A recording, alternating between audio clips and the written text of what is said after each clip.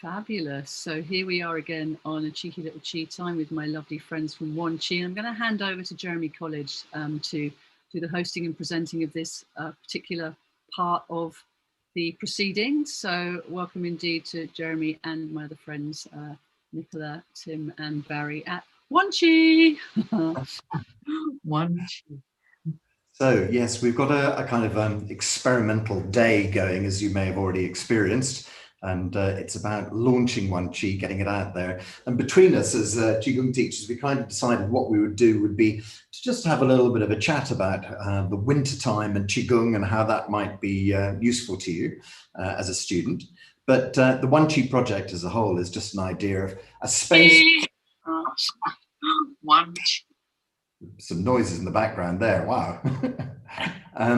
Yeah, so the idea is that in the background, we are gathering together a group of teachers and putting onto our website videos and interviews with those people so you can see Qigong teachers actually in the flesh, as it were, and chat to those, well, not quite chat to them, but hear them chat to you, as it were. So you can actually kind of learn about Qigong before you actually select a teacher.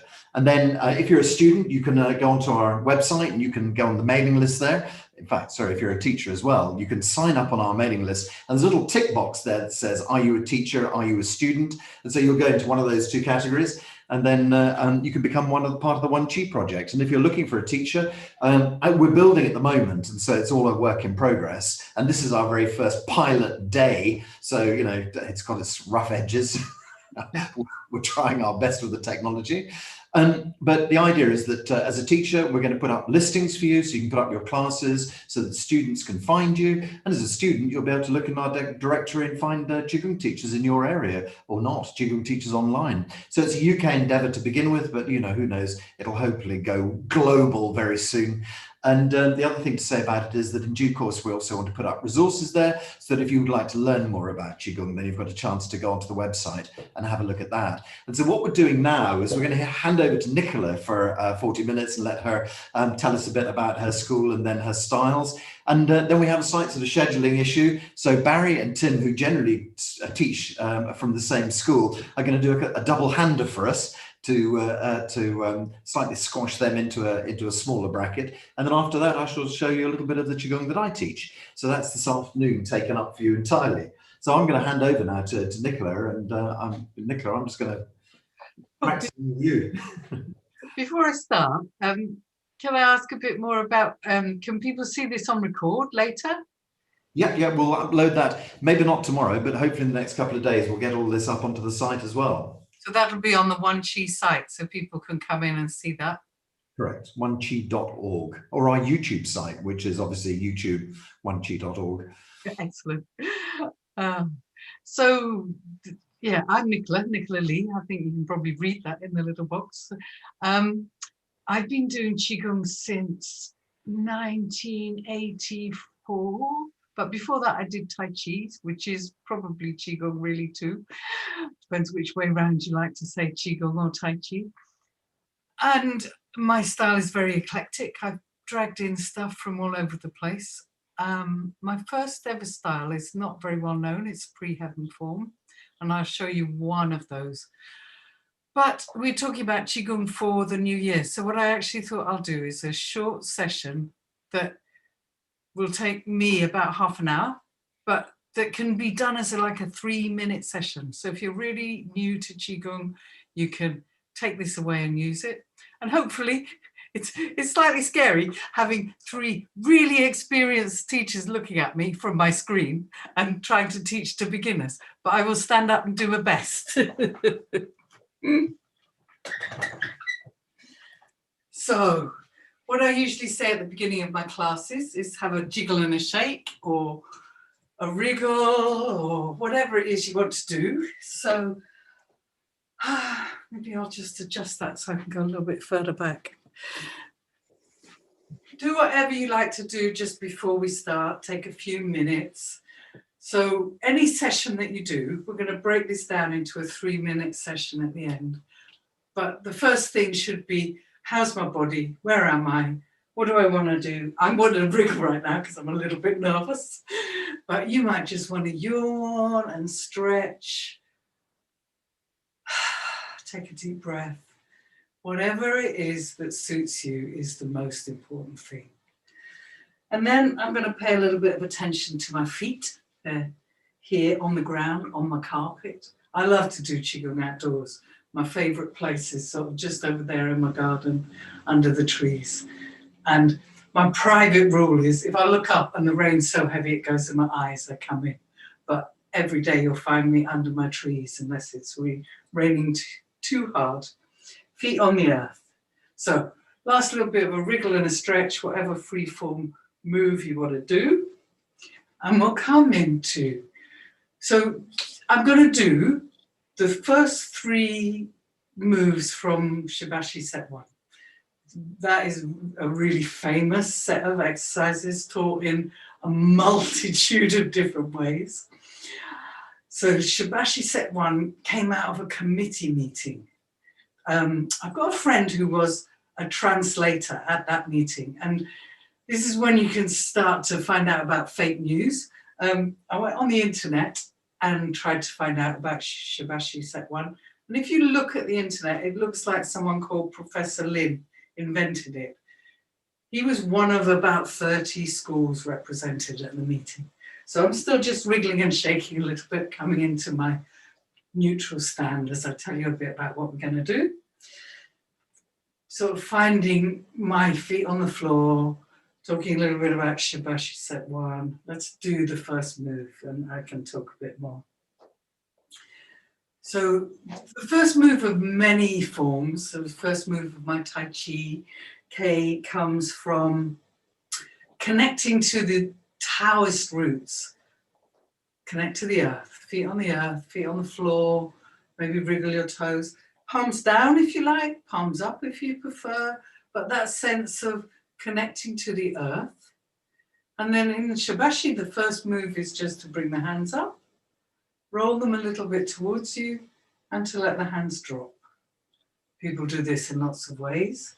Hands sort of palm down with these lovely hand gates connecting to the earth. Palms up if you prefer, so you're scooping a ball. And then as the hands come down, we're connecting into the heaven chi. Something comes up from the earth, the hands sort of roll towards you, you bring down heaven's chi. I think of rolling a yin-yang sign, because this move, opening form, is that encapsulation of the Tao. So let me just say a little bit more about the movement. So as the hands come down, there's a little bit of softening in the body. As the hands come up, there's a little bit of lifting, maybe the knees straighten slightly. Do whatever feels good for you. The people I can see are really experienced, so you can do it in your own way. If you've never done it before, the most important thing is to feel your feet. The hands moving are just getting the chi going. Keep your feet soft, your spine long, smile and breathe. And this is an opening form, bringing the energy of earth up, the energy of heaven down, and even more important, mixing the two together. So Taoism is a really old philosophy, religion, whatever you want to call it. The Tao Te Ching was written in 500 BC. And verse 42 really is what this move is all about. Some people think the Tao Te Ching is a book of instructions for Qigong people. So it says, in the beginning was the Tao, something or nothing. And from the Tao came the two. And the two is this, earth and heaven. And from the two comes the three.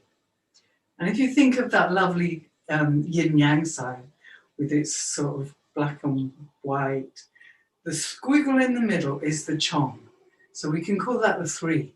So heaven's energy comes down, earth's energy goes up, and where they mix, we have that funny thing called the chong chi, which is the frisson between earth and heaven. Something about energy and matter. Einstein, well, that's over 100 years ago now. Energy and matter mixing gives us the speed of light. That could be the Chong-Chi in the middle of your yin-yang sign. Okay, let's do 3 more of these, bringing up the energy of the earth, bringing down the energy of heaven. 2 more.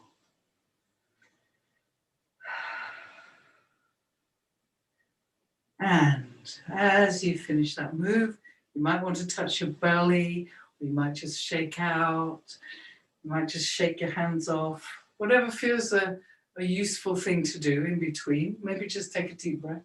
I'm going to roll my shoulders back. I'm going to do a really complex version of that same opening form. So this is the opening form from my pre-heaven form that I mentioned when I was sitting down. The pre-heaven form was gifted to the Shiatsu College where I first learned Qigong. And the opening form goes like this. We breathe in, the hands come up, open to heaven. We breathe out and we open the space between the shoulder blades. And we breathe in, we bring the energy into the lungs, and we breathe out and we drop into the earth. Circle the hands, imagine lifting up the earth energy. Imagine it coming up through your legs, into the body, into the belly. So in the meaning of the movement, it's the same as what we were just doing, but it's a bit more complex. Breathe out, hands come forward, open the space, open the secret gate behind your heart. Breathe in, gather chi into your lungs. Breathe out, push down, connect. Circle the hands. Imagine the energy of earth rising up through your feet, into your belly, into your heart. And you might want to do it much slower. The pace is always yours. Always make your Qigong your own. Whatever you're doing, you know, the teachers can give you ideas. Here, I'll stop now. My body wants to go on. Breathe in, gather the chi, open your cloud gates, open your lungs. If you feel like doing a bit of Tarzan, do. Push down. Have a sense of the energy dropping through the diaphragm to the whole body. As you reach down, you might bend your knees a lot. I'm going to not bend my knees too much. Top zoom, a health and safety message. When you're doing Qigong or any other exercise in our lockdown that we've got in the UK, don't bend forward and then lift your head up. I've had a few people come with bad necks where they've been trying to do some funny yoga pose or bending down and then looking up at the screen. So top zoom, health and safety message. So where was I? Bending down, looking up, doing exactly the very thing that I shouldn't. Imagine scooping up the energy of the earth, bring it into your belly. Let's do a few more together. Open. And I didn't even look at the time when I started. Breathe in. Push down towards the earth, breathing out. And then take another breath in as you draw the energy of earth up into the belly. Open to heaven. Open the back of the body to heaven. Breathe into your lungs. Breathe out. Send the breath and the chi down. Down out through your toes. Down to the center of the earth. Open to heaven. Maybe look up if that feels good for you. Open your shoulders if that feels good. Stop and have a wriggle if you need to. Open the back of the body. Feel the scapula soft, your shoulder blades soft. The secret gate behind your heart open. Unless you're somewhere that's a bit scary, and then shut it again. Gather the chi of earth. Okay, I'm going to do 3 more. I said 3 more just now, didn't I? Open to heaven. Connect to earth. 2 more. Breathe, smile. Start to feel that yin-yang thing happening in the body. Last one. Open to the heaven, the chi of heaven, the breath of heaven.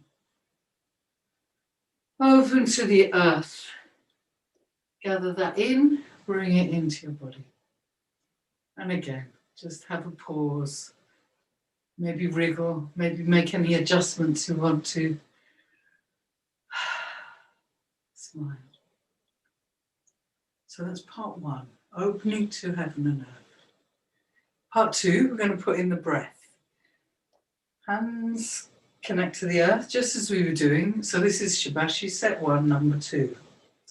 Hands come up, hands open, that's the in breath.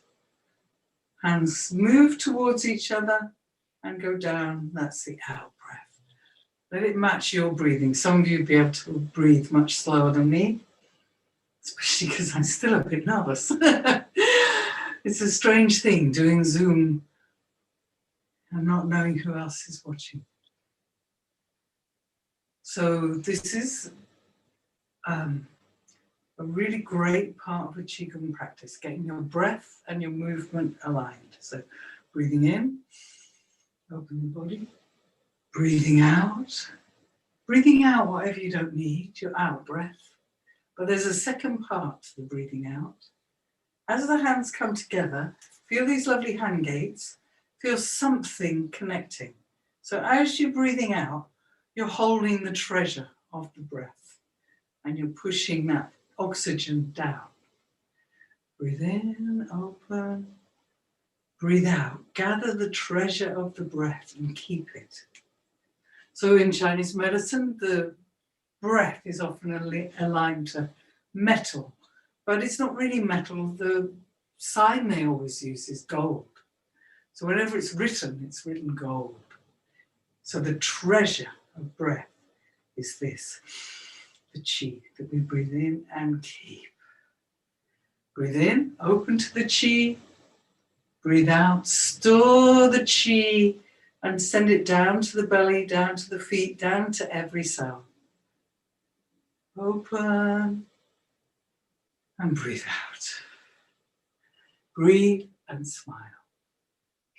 I think that's my mantra for doing Qigong.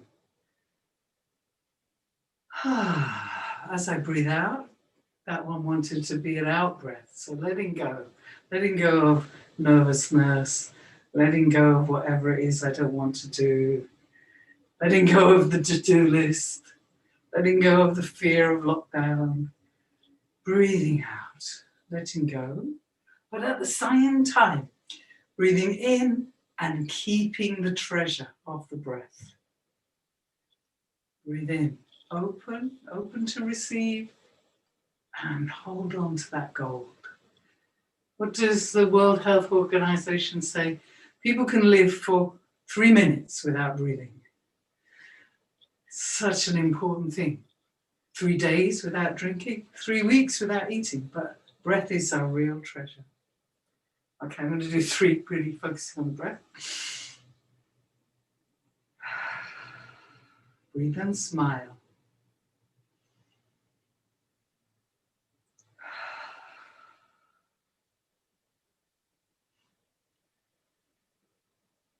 And let that go. When you're ready, just take a moment, wriggle, feel the belly, do whatever it is you need to do right now. And I'm going to do another breathing exercise. This is from Shibashi set 3. So it's very similar. So we're going to just do a little bit of this. Breathe in, the hands come up, but then you sort of make very loose fists and the elbows go apart. As though you're really holding on to that Qi of the breath. And it gives you a chance to really open a bit more of the ribs. So breathing in. And as you breathe out, the fingers get really long and you imagine clearing the top of the chest, the throat. And there's a sort of little gesture of clearing. So it's a little bit more connected to the breath and the breathing out. And just enjoy it. Feel how it works for you. I'm still doing this little bit up and down with the knees, if that suits you.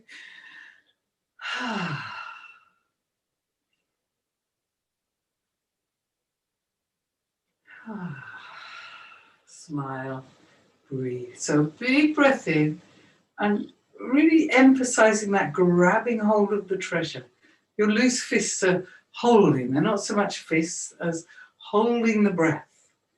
And then the fingers just opening, making space in the lungs and releasing. Really good for the immunity, this exercise. We'll do 3 more of these.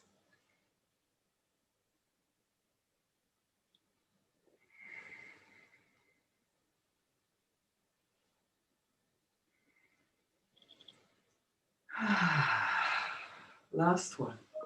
Biggest breath as you can manage.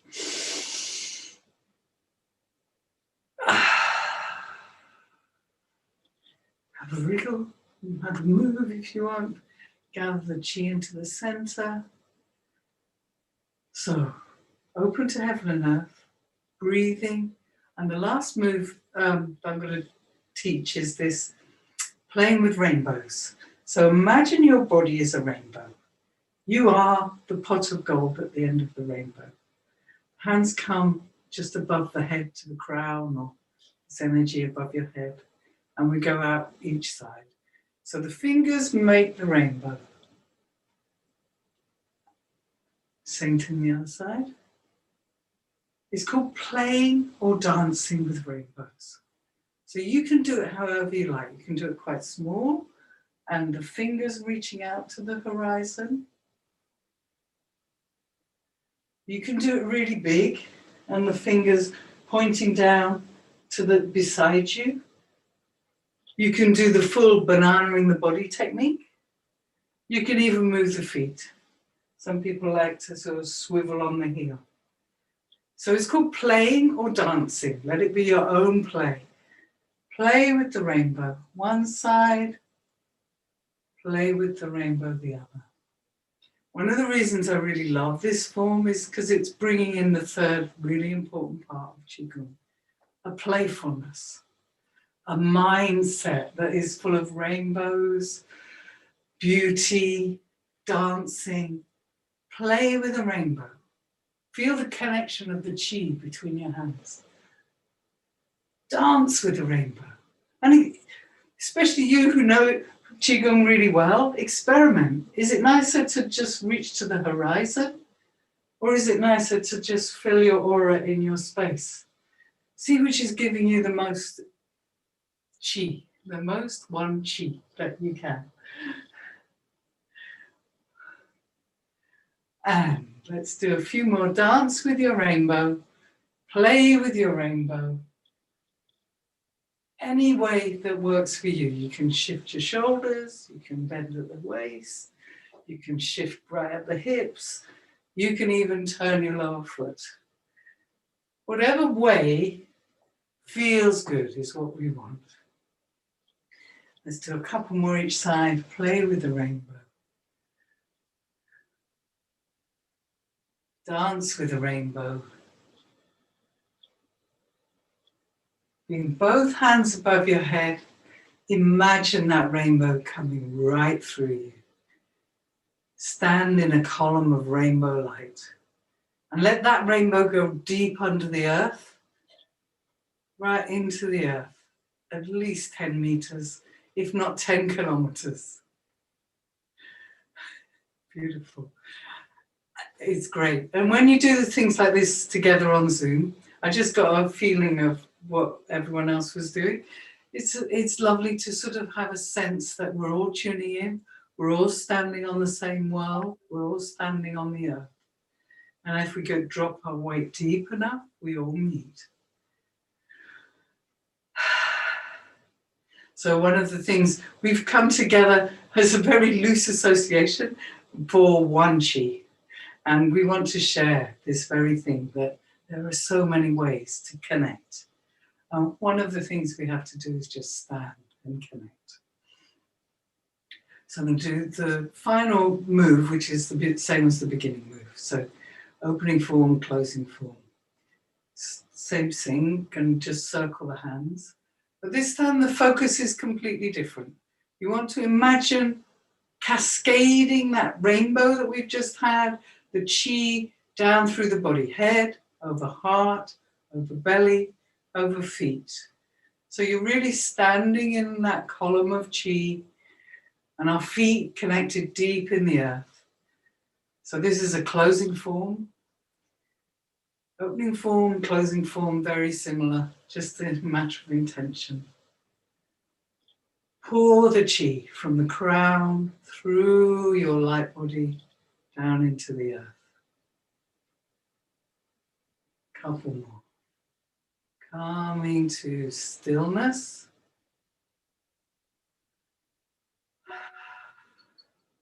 A lovely mini practice. If I have complete beginners, I give them these 3 forms. We're going to do it again in a moment. Have a wriggle and a shake. Just say a little bit more about OneQi. I've got involved because I'm passionate that there are a multitude of forms.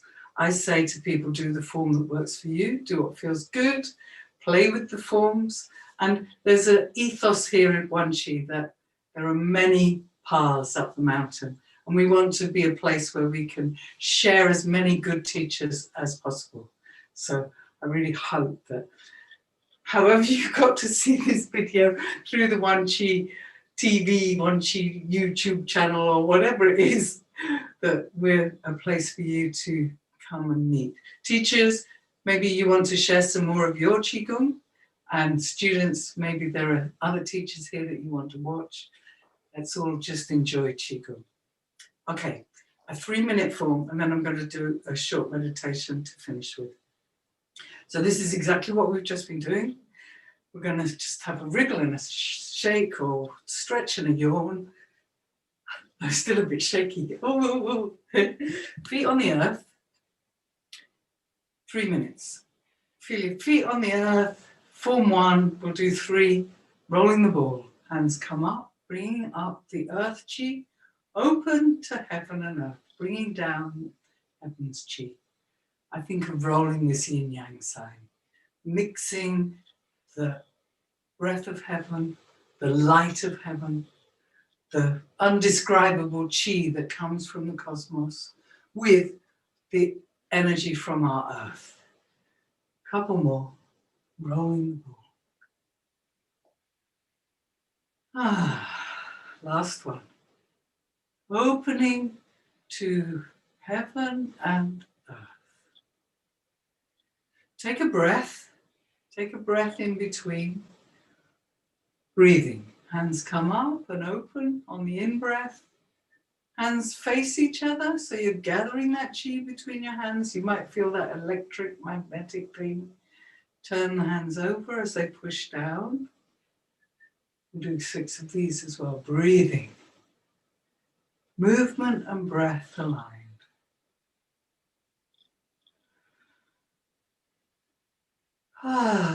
Breathing out the rubbish.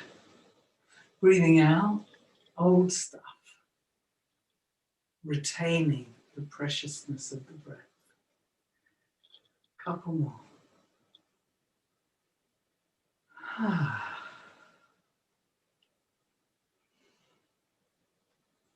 Last one, a big breath. Push down. Keep that chi in the belly, in the body, every cell bathed in the chi of the universe.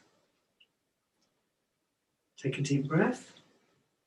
Some of my practices have like in between things, but we'll just have a breath. Playing with rainbows. Imagine there's a rainbow coming up from each of your 5 toes, through the foot gates, through the feet, through that wonderful lotus chakra in your feet, up through the body, hands meet above the head, play, dance, play with rainbows, one side and the other. And we'll do 6 of these, that's sort of 12 movements. Play with your rainbow. Doesn't matter if one's different to the other. Your dance can take many forms. Get a sense of what your body wants to do right now. How do you want to paint a rainbow all around your aura, making your chi bright? And I've lost count. I think it's 2 more each side. Play with the rainbow. Play with the rainbow. Last one.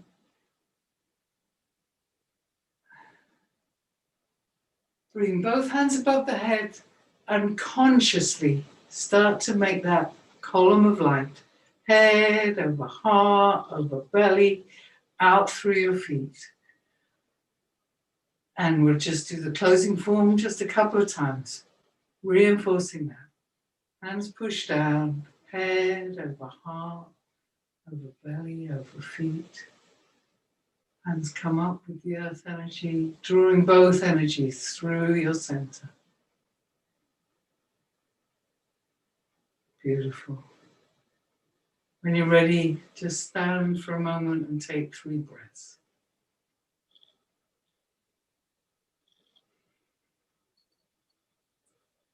Three-minute practice. I think that was actually 3.5, but something to take away if you want to do a minimum practice. And one thing I really want to stress is it's so much better to do 3 minutes every day than loads on Saturday or any other day.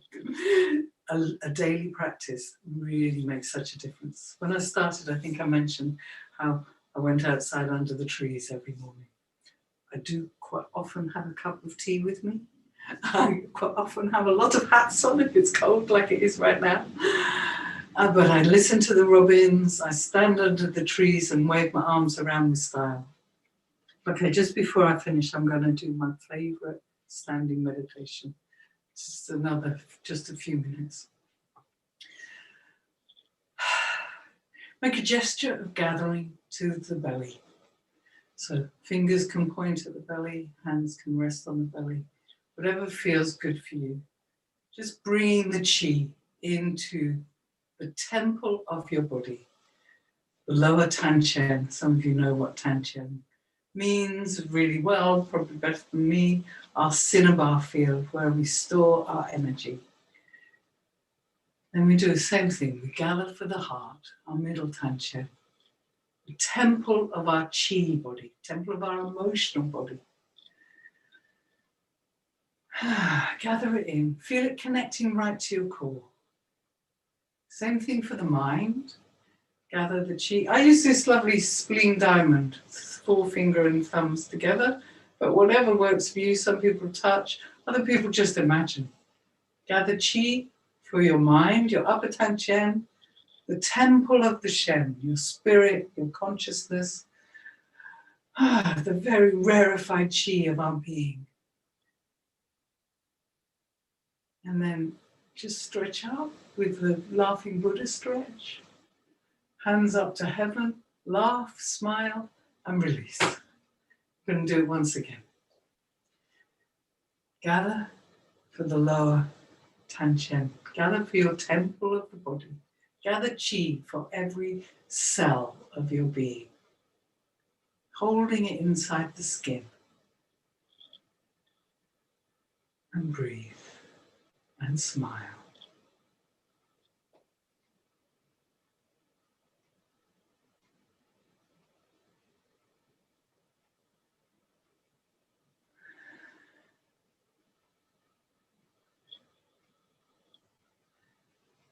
Circle the hands. Imagine gathering chi for your heart. So fingers pointing at the heart, hands on the heart, whichever suits you better.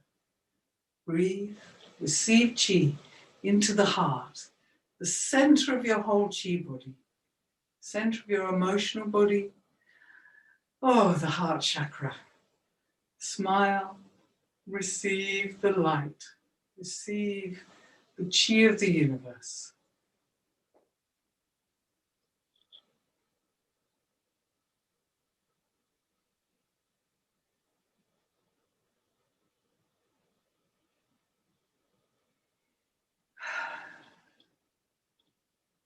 And feel your feet on the earth. Have that sense of connection to all the other people doing Qigong and positive energy practices.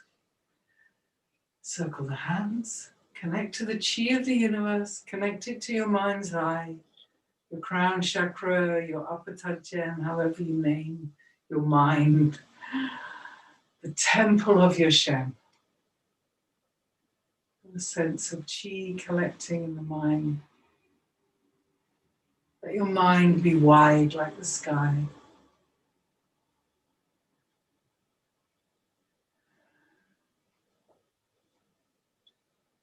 Reach up, push up, palms to the heavens. Laughing Buddha pose.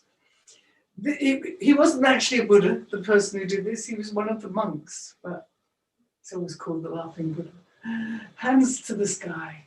Release your shoulders. Have a wriggle and a shake. Step away from the practice. Step out of where you were. Thank you so much. I sort of enjoyed that quite a lot. And it was also slightly odd doing it with you wonderful 3 teachers that I could see. I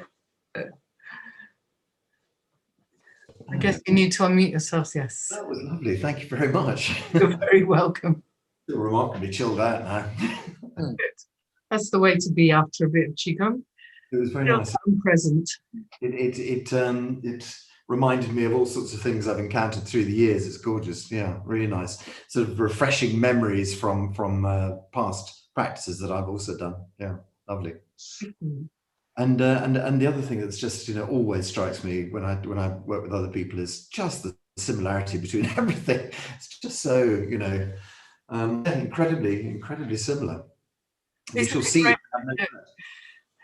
Yeah, I know. I sort of wanted to take something really simple because it was Qigong for the new year. Somebody might be starting their practice, and a 3-minute practice is quite a nice gift. But at the same time, I knew there'd be people like you, so I wanted to put in something else that's new. Mind always. Yeah, it's always good. So, yes, I'm just going to make my phone stop ponging away. Thank you very much. And then we have a chance to hand over, Nicola, to the other guys, to Barry and Tim. So how are you going to handle this session, guys? Excuse me. Well, the first thing is to put my microphone on, I guess. That's good. You can hear me now, yeah? Yeah.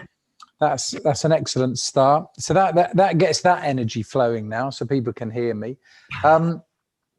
So yeah, I just to remind people really what OneQi is about. I guess the way I'm thinking about it is to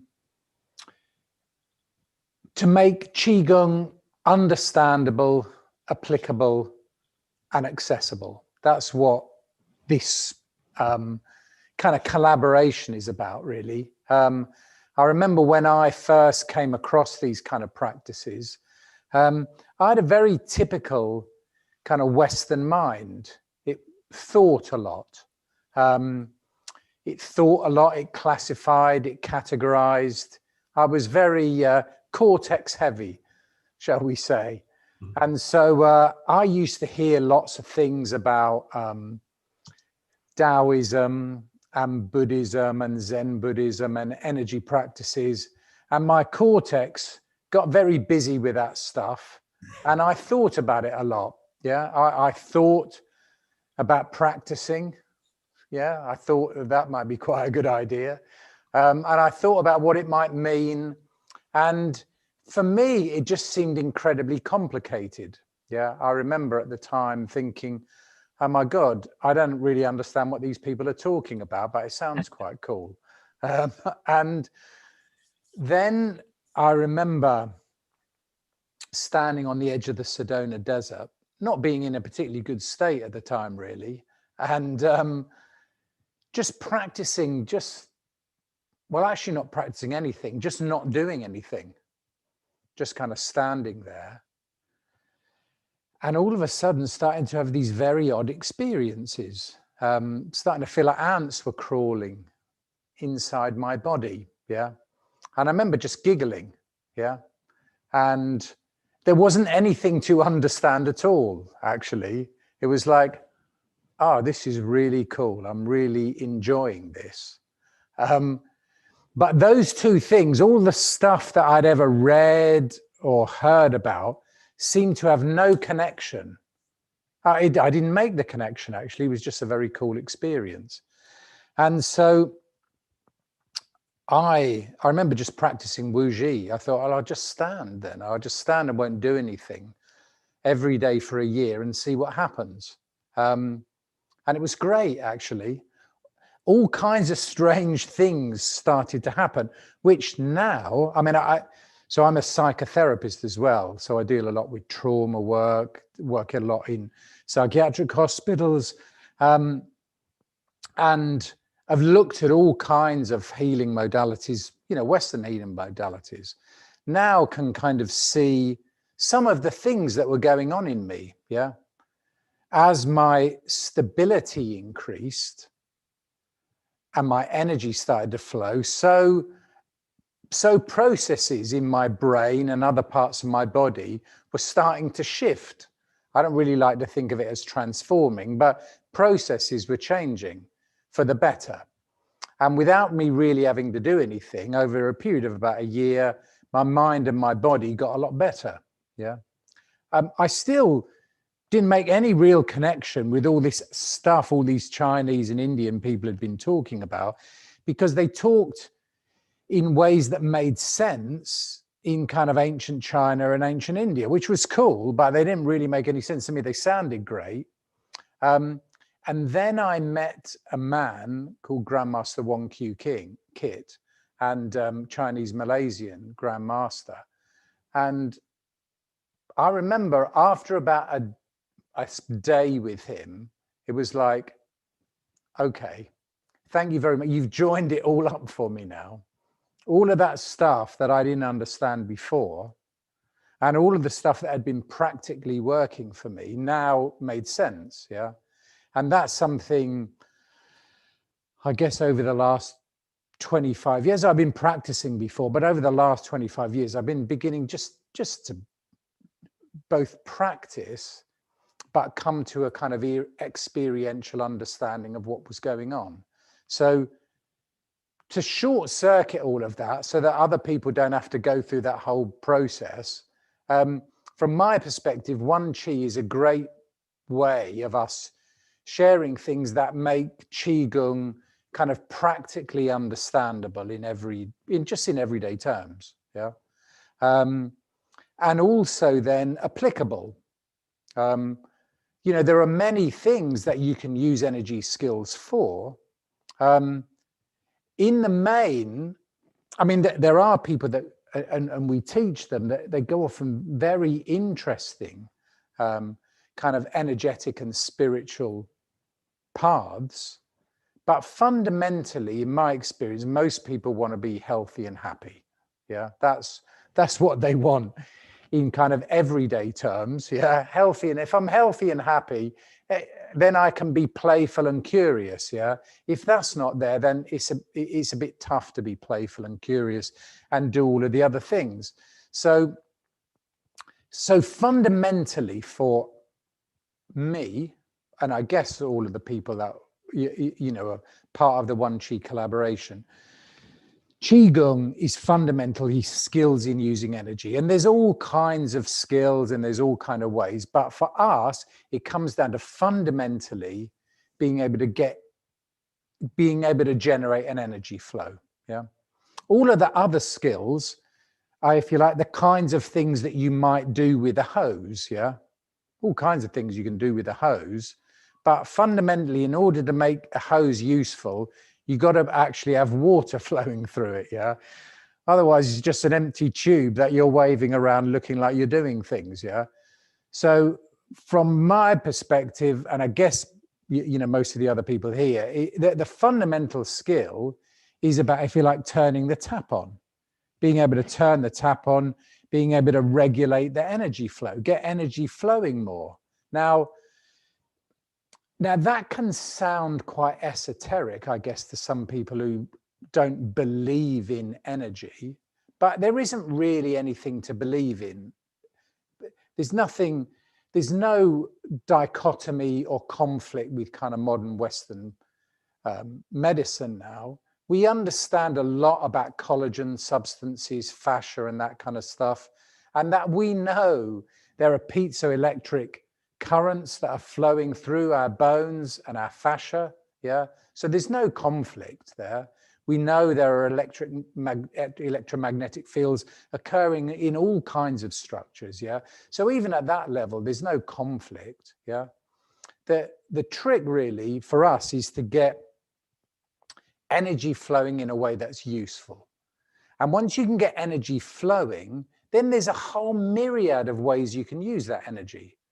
You can use that energy to clear out or transform unhelpful processes. Some people think of it as like clearing blockages, or you can think of it as transforming unhelpful processes. Or you can use it to build energy, which is to increase the quantity of energy that you have available. In everyday language, you can think of that in terms of vitality, yeah? Just the energy to do the things that I want to do. And then you can use it to nourish, yeah, or improve the quality of the energy, yeah. And then there's a whole load of other amazing things that you can do: bone marrow cleansing, senior metamorphosis, small universe, merging with the cosmos, or even merging with the carpet, actually, if you've got the right kind of clothes on. But fundamentally, it comes down to generating an energy flow. And and that's generating an energy flow is mainly about not doing the things that stop energy flowing well. If you stop doing all the things that stop energy flowing well, energy just kind of flows quite well. The human race has kind of got along fairly well without knowing consciously too much. You know, it's just kind of happened, doesn't it? Yeah. Still, fetuses form through you know, collections of cells, and these amazing things then occur. Stem cells start deciding what it is they're going to be doing. Yeah, there's no understanding or consciousness required in that. You just got to not get in its way. Yeah? And that's where the fundamentals of Qigong are for me. Is helping people to get to that point where, okay, well, what are the things that get in the way of energy flowing well, and stop doing those. Yeah. So that can be that can be applicable in kind of everyday life. Yeah. Once you begin to learn to do those things less, that's applicable in just everyday life. But also, if you like, it powers your Qigong practice. Yeah. So what Nicola was doing there, the more skill you have in already being able to generate an energy flow or not get in the way of energy flow, the more you're going to get out of the things that Nicola was doing there, yeah? So what are the things that get in the way? Well, one of the things that gets in the way is unnecessary tension, and it's mainly actually unnecessary tension. So that might be unnecessary tension at the physical level, or it might be unnecessary tension at the mental level. So when we're teaching at the beginnings of people who are starting out, the first thing that we're doing is trying to help them to understand what that means. What does it mean? Yeah, the absence of unnecessary tension. All of those words are important. Yeah, absence, unnecessary, and tension are all important. So I know you guys will all know this, but for the people who maybe haven't done too much, if you get your hands like that, yeah, then you can just feel that now, yeah. Now most people, yeah, will grab on a little bit tighter than is absolutely necessary to keep that form in place, yeah. There is now unnecessary tension there, yeah, but equally, we don't want to collapse the form, yeah? So the form is like that, and just at that simple level, we've taught a lot of people, actually, how to understand the absence of unnecessary tension. If you grab it tight, yeah, the form stays the same, pretty much, but there's a load of tension in there that is unnecessary, yeah? If you gradually relax that internally, and I don't need to explain to anybody how to do that, you just relax it internally, the form stays the same, but the tension in the fascia and the muscles and the ligaments releases, but the form stays the same. But you don't want to get to the point where you begin to relax it so much that the form begins to collapse. So fundamentally, it's about having structure without unnecessary tension, and that's in the body, yeah, but it also can happen in the mind. So Tim and I, unfortunately, are teaching some classes later, which is why we're not going to be able to stick around so long. But I'm just going to take you through just applying that. Yeah. I mean, I won't do it, you will do it, but it's basically applying that to WuXi, yeah, the fundamental stance. So I'm going to stand up. You can stand up as well if you want to. And so it can seem like it's not very much, really. We laugh with people and we say, you know, at the end of a level 1 course with us, which is about 12 weeks, you will end up with less than you came with, yeah, which is not a great marketing strategy really in the main, but it's actually fundamental stuff. You'll end up with less tension in your body and your mind, and as a result, naturally, even if you don't do Qigong, your energy will flow better. So we practice a thing called Shaolin Cosmos Qigong. It's got Zen Buddhist roots, but the people who practiced it over the years, there were also Taoist practitioners who brought an element of Taoism, but it's fundamentally a Zen practice. So it's very direct, simple. So our WuXi stance is about, the feet are about a fist width apart. You don't need to measure that, but if we're standing with our feet wide apart, what our experience is that builds energy, and there's nothing wrong with that. But if we're getting beginners to want to be able to generate an energy flow, we find that it's quite helpful to stand with feet fairly close together, yeah? And the feet are parallel, not splayed out, yeah? So they're parallel. So we get people to go through a kind of pilot's checklist, because what we say to them is a pilot has a checklist that they go through, and then when they start flying, they don't have to worry about it because they've done the checklist already. And that's what we want to help people to do with Qigong. It's like, no, you have a checklist at the beginning. Look, are my feet, you know, fairly close together? Are they parallel? Yeah, great. Okay, now I don't have to think about that anymore. The next thing is, and people will talk about this, is you want your knees off lock, which isn't bent, yeah, but it's off lock. It's like that not rigid structure, but not a collapsed structure. It's just off lock. And people say, how do I know if my knees are off lock? Well, if you're standing there and you can push your knees back further, then they weren't locked out before, yeah? So you can just go back to where you were. If you can't push them back any further forward, let them come forward a little bit. With the waist, you can just allow it, you can play with your waist. You keep your head and your feet in the same place, but you allow your waist to come backwards and forwards, yeah? And what you'll notice is that the weight distribution will change on your feet, yeah? And what you want is you want to get it so that your waist is in that place where you can feel the weight distributed on your balls of your feet and on the heels.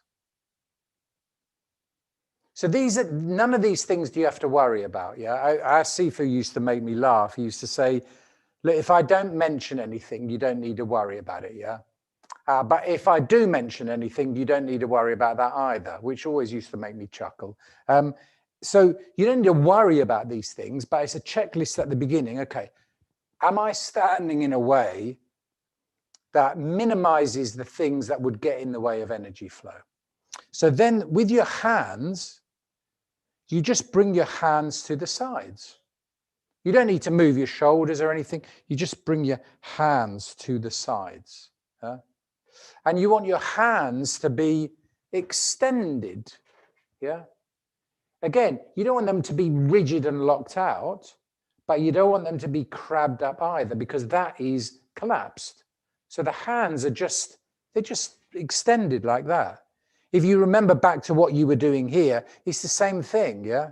I keep my hands still, but gradually and over time, I develop an absence of unnecessary tension. I can play with that in my hands, yeah? Gradually, that I can play with that in my entire body. So that I'm now just standing, uprighting and relaxing. Why do we call it uprighting? The danger is if we call it upright, people stand very upright and they don't allow themselves to move, yeah? Whereas uprighting is constantly moving, yeah? You see, if you stand there and don't do anything, in a human being, there are still a whole load of natural and spontaneous things occurring that you don't want to stop, like your heart, yeah, or your breathing, yeah. As a human being, and now I'm standing here, I'm not doing anything at all, actually. The me that thinks it's me is not doing anything at all. But there are natural and spontaneous processes, which are energetic processes like your lungs and your heart and your immune system, and you just want to let them carry on. And one of the things that our body will do, if you gently close your eyes and you don't inhibit your ankles or your knees or your waist, often you'll start to notice a bit of wobbling about happening. Which sometimes, if people are not guided into this, they can think, oh my God, I'm thoroughly unstable. I'm a thoroughly unstable physical process, yeah. But of course, that's not true, actually, yeah. This is a beautifully, flowingly still, yeah, living being, yeah. Just wobbling about. We had a student who used to call it a wobbly meditation, yeah. So that's why we call it uprighting and relaxing. So you can allow the breath to come in through the nose and out through the mouth.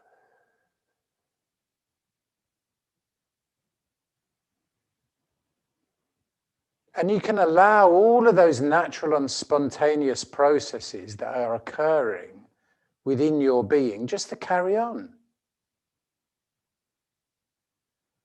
The function of neuroplasticity, where brains constantly rewire themselves, you don't have to get involved in that, it's happening anyway.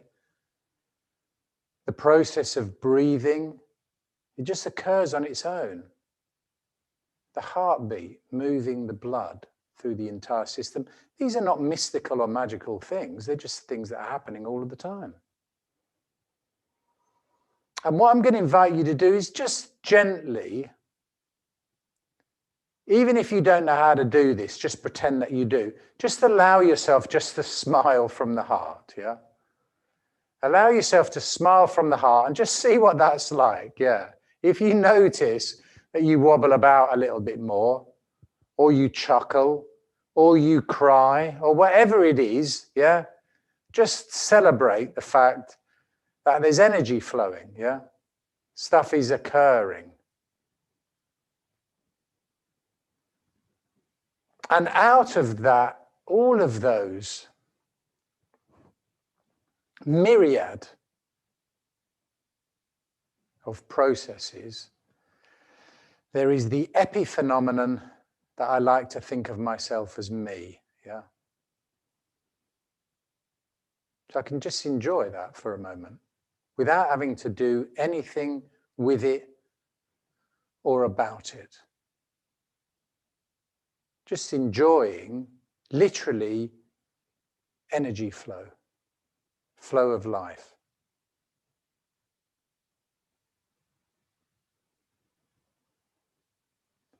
Very good.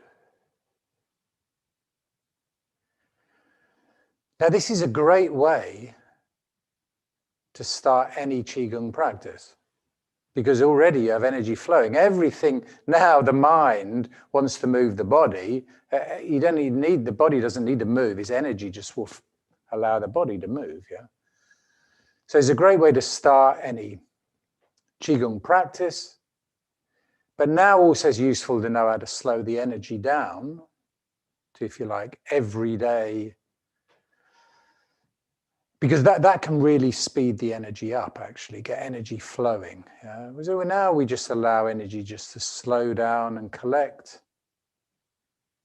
And you do that in our tradition by just having a brief and gentle thought of an area of the body that is roughly 2 to 3 inches below the belly button, 2 to 3 inches inside the body. And just allow everything to come to relative stillness. Allow the body just to gently and gradually slow down. The emphasis here is on enjoying the process of stillnessing. And obviously you can enjoy that for a few minutes. But today, we're going to move on to what Tim's going to go through. So just have another brief and gentle thought of the dantian. Again, that lower dantian, 2 to 3 inches below the belly button, 2 to 3 inches inside the body. And then rub your hands together. Good. Just rub your face and your head. Good. Have a wobbly walk around the room and then just come back and have a seat.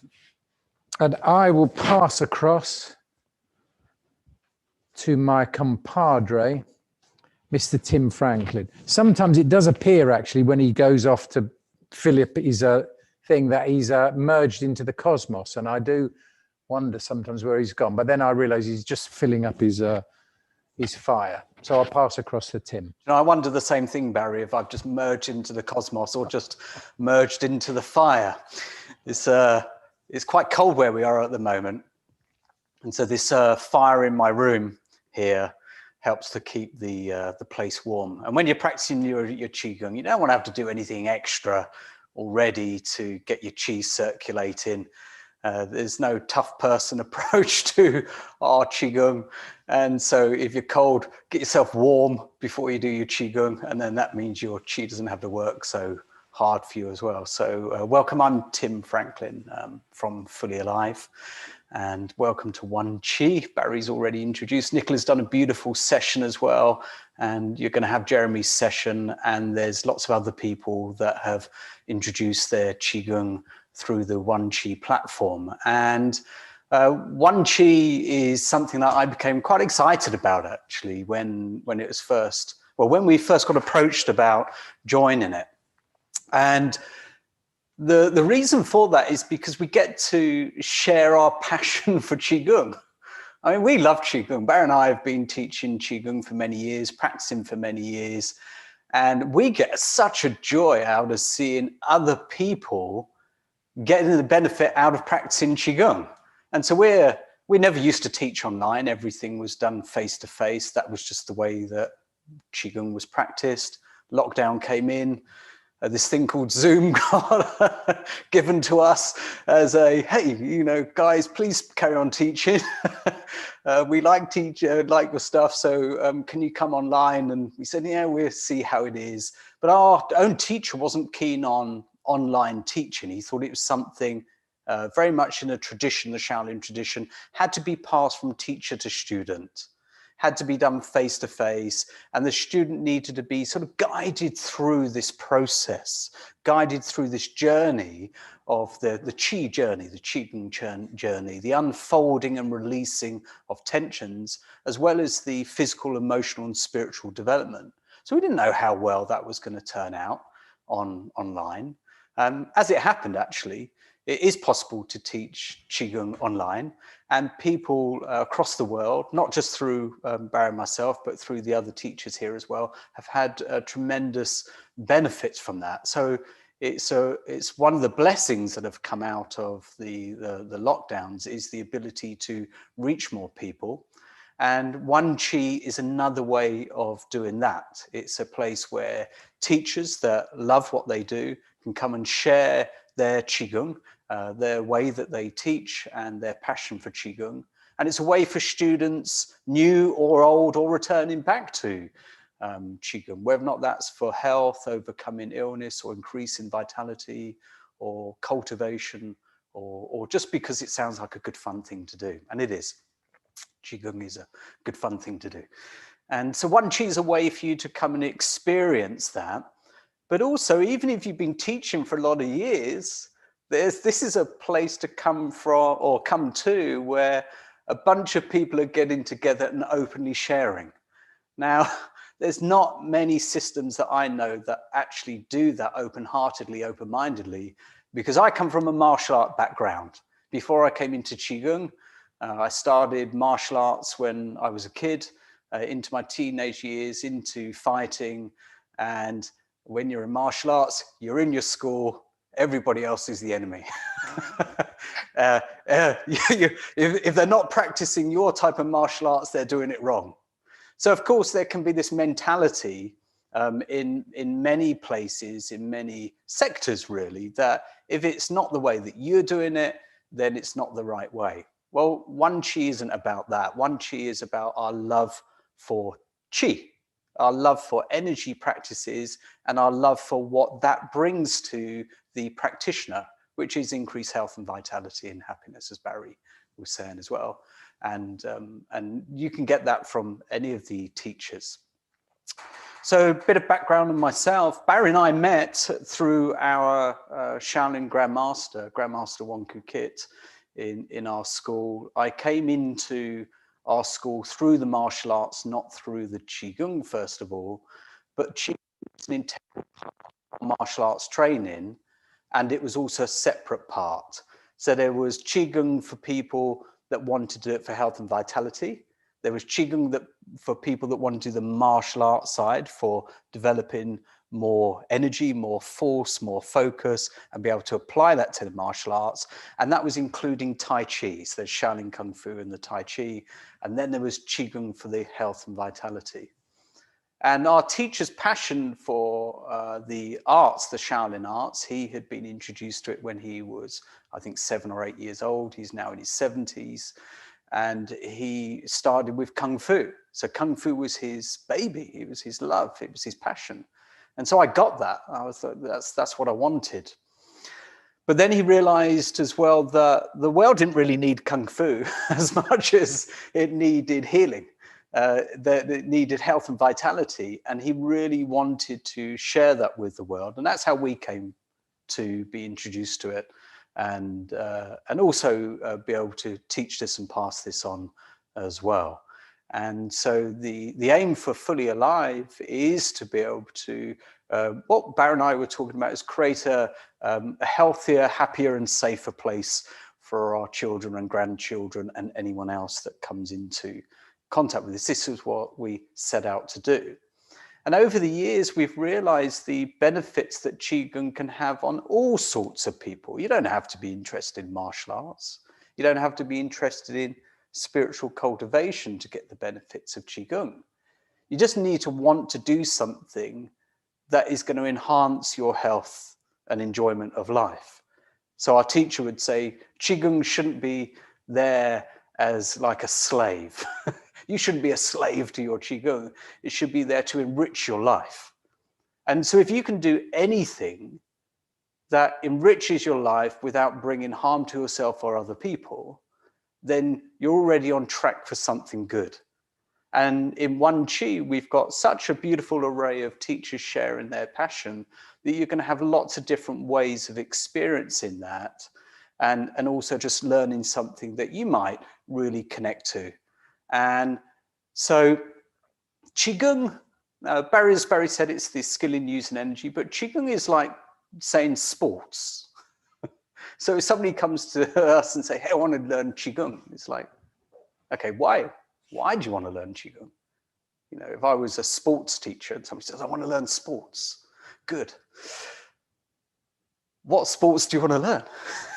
Why do you want to learn the sports?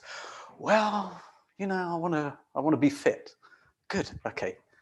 How do you want to be fit? How do you want to apply that to your life? Where do you want to start in? What interests you?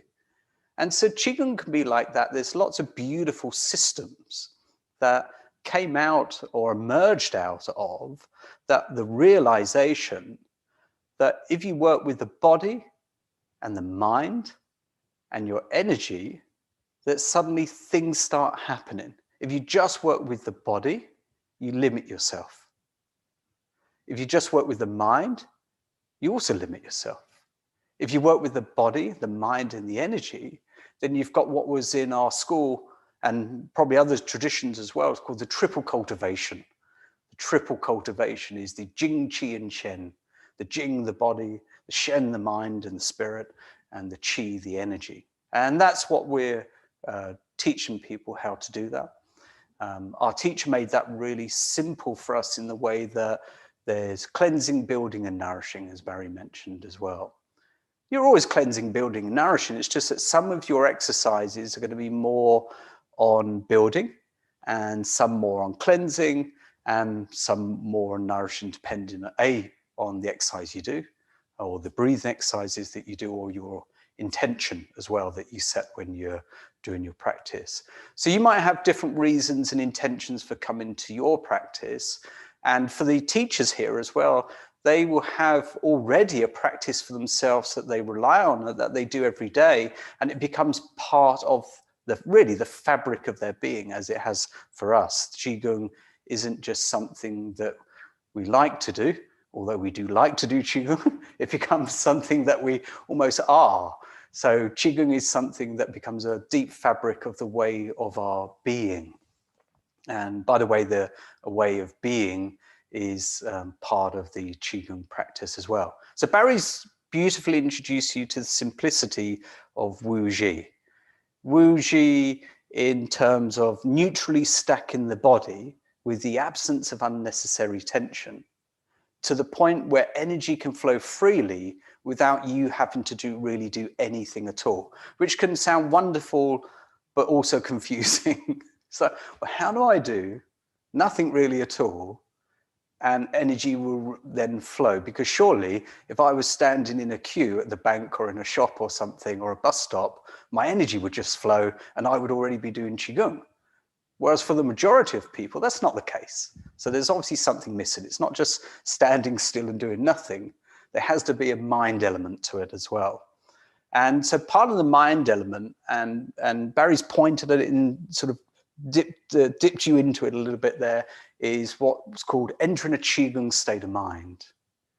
And the way that we were taught the Qigong is first enter a Qigong state of mind. And if you go back to the Taoist roots of Tai Chi, of Jansen Feng, who is apparently the originator of Tai Chi. We won't get into the argument or discussion of that because there's lots of historians of Qigong and Kung Fu and Tai Chi that love to argue that point. And frankly, I don't really care. The main point is the benefits that come out of the practice. Keep coming back to that, by the way, the benefits that come out of your practice, not whether or not something's true or not. So you'll know if it's true when you do the practice. But there was a treatise that was written, and this is back in the 13th, 14th century. And the treatise for the Tai Chi by Jansen Feng said, first enter the way, stabilize nature, accumulate energy, nourish the heart, and train the spirit. And much of the Qigong practice, the Shaolin Cosmos Qigong practice that came through our school was influenced by this very early teaching, together with the teachings that came out from Bodhidharma, who was this Indian prince that came across to China to teach Zen. But it was far too simple for anybody to really get. So it got broken down into some other systems and ways and methods and techniques. And so that's what we do. We teach you some of these techniques, and these techniques are going to lead to a skill. That skill is the skill of being able to generate an energy flow and then consciously work with that flow of energy as well. And then practice something called stillness. But we call it stillnessing because we like to make up lots of words in Fully Alive just to help people with really what it is, which is a process of practice rather than a thing. Because if you try and do stillness as a thing, it starts to confuse the mind a little bit, or you try and do it. So stillnessing makes things far more easy, just like flowing does, and enjoying. So we're going to do a practice of enjoying, flowing, and then stillnessing as well. And I'm going to give you a Qigong pattern, something that Barry and I love to teach. It's called Beautiful Butterfly Dances in Front of Flower. So why this one? One, it's simple to practice. Two, it opens up the heart and the lungs, which, let's face it, at this time of confusion and difficulty in the world as it is at the moment, we could all do with a little bit more of that. It helps energy to flow. It increases the vitality, increases our enjoyment of self and life, and it can increase the immune system as well as clearing things out in the systems as well. I think that's probably a good enough reason to practice Beautiful Butterfly. So we're going to do that. And then I'm going to take you back to the beginning of the practice that Barry was teaching. And then we put it all together as a whole practice. Or what we'll do is a whole Qigong practice. So your feet can be in the Wuji stance that we practiced earlier, about a fist width apart and parallel, and just have the weight distributed over the whole of the feet so you're not leaning backwards or forwards. And I'll show you the exercise first of all and then follow me as well. So that way you won't, as Nicola kindly pointed out, you won't have to crick your neck in trying to follow me with what I do. You can watch first of all and then follow. So this is the exercise. First of all, I'll just go down to about knee level. So I'm not trying to touch my toes or stretch. And then the body comes up as the arms unfold. So I'm now looking up. And then I bring the body up. So I'm now looking forwards, turn the hands over, and then the hands come down to the sides of the body like this. So not pressed against the body, just loosely at the side of the body, but not collapsed. So we do that together now. So the first movement is just coming forwards, so you're about knee level. So if you see from the side, as I come forwards, everything is open here. I'm not collapsing my body or my back. So just do this movement first of all before you do the whole thing like this. This is similar to another exercise which we do called fish flip. So just do this first of all so you can get used to what it feels like to very gently and smoothly move with the increased absence of unnecessary tension, but also the increase in absence of unnecessary efforting. I work as a therapist as well, and over the last 20 odd years of seeing people in the clinic, one of the things that I noticed and has come very apparent over the years is that people effort far too much than they need to. They do far more than they really need to and then wonder why the body stops working in the way that it can, or that they're now suffering from overload or overwhelm or stress. And one of the things is because we effort too much. So this really is just the introduction so that you can get used to what it's like not to effort. So now from here, just bring the arms out so that they're open and you're gently looking up. You're not trying to bend backwards like a pretzel, you're just looking up. Carry on breathing, by the way. And you can hear me when I'm looking up and talking. It hasn't really affected my voice too much, but if I strain too much, then it does. So don't strain here. Then bring the body upright, turn the hands over, and let the hands come down. We will add some breathing into this as well that coordinates, but for now, just get used to beautifully and gently, like a butterfly would, opening, and then just coming back to rest like this. So down, opening,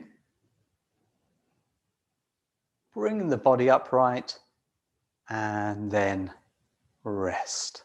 So there's pauses in these movements. Well, pauses are really important in Qigong. Helps the energy circulate and organize itself, cells organize itself, and the body to reset as well. And pauses aren't then you holding your breath, but they're just pauses in movement. And the natural pause between in-breath and out-breath. So don't go down too low. This needs to be just to the knee. Often when we say that, and obviously we won't be able to see the people that are watching this as a recording, something then happens, which is in some ways a bit odd, but it does happen a lot. People say, yeah, but surely it'd be better if I stretch all the way down and then I bend all the way back, because I get a much better stretch when I do that. And then they make the common mistake, which is turning a chigung exercise, which is an energy exercise, into a stretching exercise, which it's not. Qigong is an energy exercise that happens to have form, movement, and breath. But it is the skill in using energy, not the skill in stretching. Otherwise, Qigong would be called the skill in stretching, and that's something different. So, bring the body upright, coming down. Okay, so we're going to coordinate the breath now as well. So when we come down, you're neither breathing in nor out. So just see what that feels like. You would have already done your natural breathing when you're standing in Wuji. And then as you come down, neither breathe in nor out. And then as you come up with the arms spreading, breathe in. Pause the movement and breath. And now breathe out through the mouth and let the hands come down to the sides of the body. Now, if at this point you need to take another breath in and out, just do that. Don't create unnecessary tensions in your breath and lungs. But once you start flowing with this, you won't need to really take a breath in nor out when you do this either. Okay? So this will make sense as you do this. So breathe in as you come up, pause, and then breathe out with a ah. Then the arms come down. So you can take a breath in and out if you need to there. Come down, breathe in, and then ah. And then come down again. And the ha, the sound, is a bit like a sigh. That's one of our natural releases in the body, actually. It's like if you're a bit peed off about something or somebody, you go, ah. We let this natural sigh out as a release of tension in the body. Well, we're purposely doing that at the moment. We're going to do the ah. So you actually have that sound of a ah. And that ah is an invitation to release anything that's unuseful, known or unknown, in your systems or psyche at the moment, okay? So where it is in the mind, the body, in your life, or in the future or in the past, it doesn't really matter. Just let that release, let that release. So we're going to go from here to breathing in, ah, and then let the hands come down, down, breathing in, ah, down. And we're going to speed it up a little bit now. Breathing in, ah, down. Breathing in, ah, breathing out. Okay, carry on doing this. Breathing in, ah, breathing out. And do it one more time. Breathing in, ah, and then breathe it out. Let the hands come to the sides of the body. Just close your eyes, allow the mouth to be gently open. And then don't purposely tense your muscles or try and stop anything from happening. Allow your ankles and your knees and your waist and your spine, your body and your mind, just to be gently relaxing and enjoying. Remember, a big part of Qigong is to enjoy your practice. And part of that enjoying is not worrying or overthinking anything or analyzing or measuring. We're just enjoying the wonderful practice of Qigong. And so just allowing any movement or energy to flow. And then we'll have a brief and gentle thaw to the area roughly 2-3 inches below the navel, 2-3 inches in. The Qi high, Dantian. And just enjoying stillness for a moment. We're going to put everything together in a few moments. Just enjoying stillness. And then bring your palms together, rub your palms together to warm the arms. If you remember Karate Kid, Mr. Miyagi, this isn't it. Tap the eyes. And then massage around your face and your head. You can message your head as well if you like, but this is actually a facial massage. Good. And then shake off, walk around the room. Walking around the room at the end of the Qigong is a useful way of spreading the energy around the body and also bringing you gently back to the here and now. So Qigong has a beginning, a middle, and an end. At the beginning of the Shaolin Cosmos Qigong practice, we enter a Qigong state of mind and smile from the heart. And then we're going to do a Qigong pattern, or sometimes it's patterns, to generate an energy flow. And then we're going to enjoy that energy flow and then come to stillness at the end. So we're going to put all of that together now. So just find the place in your room where you've got a bit of space around you as well if you can, because once energy starts flowing, it can flow quite vigorously. And when energy flows quite vigorously, you might find yourself moving or flowing around the space in which you're practicing your Qigong. And if and when that happens, the thing not to do is tense the body or tense up, but just allow the energy to flow and see what happens as well. If at any time energy is flowing too vigorous for you, have a brief and gentle thought of that energy center, the Qi high, and a gentle thought of energy and movement slowing down. And energy follows thought. So where your mind goes, the energy will flow. And if you think about gently slowing down, you will gently slow down. So don't abruptly slow down, because that can lock the energy in. So let's start with Wuji. Feet close together and parallel. Knees not jammed back. Hands gently relaxed at the sides of the body, but your fingers pointing downwards. So you're in this uprighting position where the top of your head, by way, is in line with the center of the body, the heart center, in line with the Qi high as well. You don't have to think or worry about that or get any measuring tape out, but just standing the best that you can, not leaning forwards or backwards. So the weight's over the whole of the feet. And now close the eyes, having the eyes gently closed, the mouth gently open rather than closed. Eyes closed, mouth gently open. And just notice the feet. And then invite the muscles and the tendons and the joints in the feet to just gently relax. It's an invitation for the body just to release any unnecessary tension. Allow the ankles to loosen and unlock. They do so much work in stabilizing this body that really isn't designed to be standing up for long periods of time. So when we get energy flowing through the body, this helps any stuckness or blockages that come about through tensions.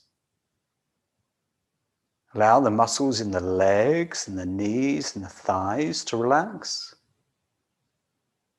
And the buttocks, the hips, and the lower back, especially the lower back and the buttocks. A lot of tension is held in this area. One of the problems of being an upright human being is the lower back problems that often develop for a lot of people. So not fixing yourself, but allowing yourself to gently flow and sway is one way of getting the energy flowing to all areas of the body rather than stagnating. So just allowing yourself to just gently move and sway if that's what happens, but not stopping it happening either. Not fixing or locking any joints, and inviting then the muscles in the stomach, chest and the ribs, the middle and the upper back, just to be enjoying, relaxing. The emphasis on enjoying. The arms and the hands, throat, the neck, the muscles in the face and the head, top of the head, the whole of the body, just enjoying, relaxing, and gently swaying like a gentle breeze and a swaying willow.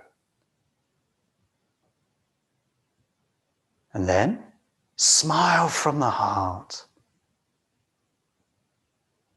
And if you want to express joy on the face or in the body or as a feeling, you can do that. You don't have to. If you want to allow that joy just to spread out beyond you, you can do that as well. But you don't have to. Just enjoying smiling from the heart. And now from here, we're going to do beautiful butterfly. So coming down to the knees, breathing in as the arms come out. Just letting go. Arms come down to the sides of the body. Down, breathing in. Just letting go and releasing. Arms come down. Down, breathing in. Arms come down. Just allow that to move and speed up now a little bit more as well at your own pace. Just releasing each time, taking that opportunity of the releasing sound and breath, just to let anything go. It doesn't matter what it is, just letting it go. And if you find that you're moving off the spot as well, and energy is flowing as you're doing this, you don't have to fix yourself to where you're staying. You can allow your feet to move, you can allow your body to wobble, you can allow things to flow. That is chi flow. That is energy flow. That is literally life flowing through your body. So just allow now a few more times this movement and breath and sound to happen. And in a moment, we're going to finish the movement of the beautiful butterfly. And then there's an invitation just to let go. That means not having to hold on to anything or any way of standing, moving, or being anymore. You are free to flow however your body flows without any need to think about how that happens. So just one more time now. And then, as you release, eyes closed, mouth gently open, just let go. Just let your energy flow however that flows, whether or not that's gentle movement in the body, stillness, or vigorous flow. Just enjoy energy, life flowing through you.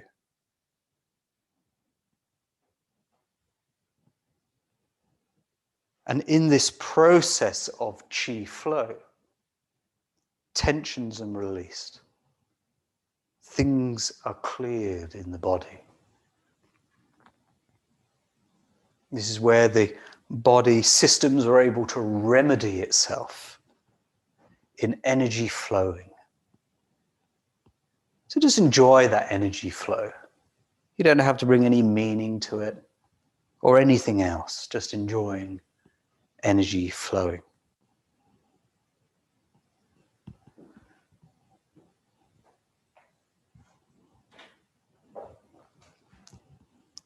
And in a standard 15-minute Shining Cosmos Qigong practice, we would allow the energy to flow maybe for 5 minutes or so. So when you're practicing this at home, you can spend some time allowing your energy to flow without bringing in any purposeful thinking.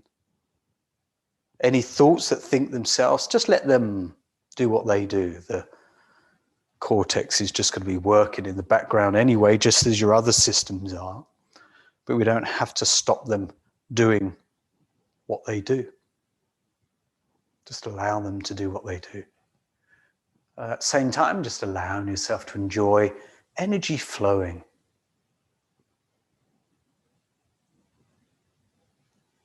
And now, have a brief and gentle thought of that area, roughly 2-3 inches below the navel, 2-3 inches in, allowing yourself to gently slow down to a gentle stop, returning to that Wuji stance, that narrow Wuji stance, standing uprighting and relaxing.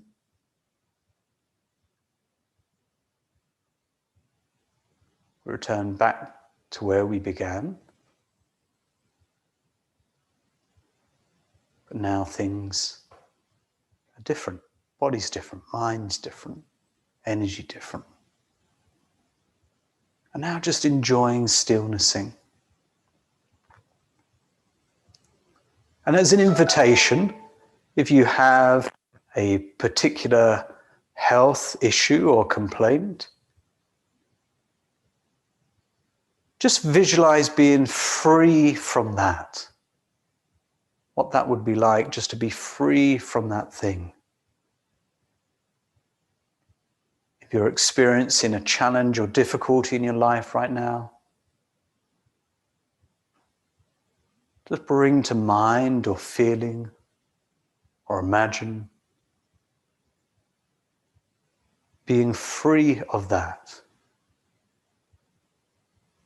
so that there is an absence of unnecessary tension in all your systems, body and mind, where energy can flow freely and abundantly.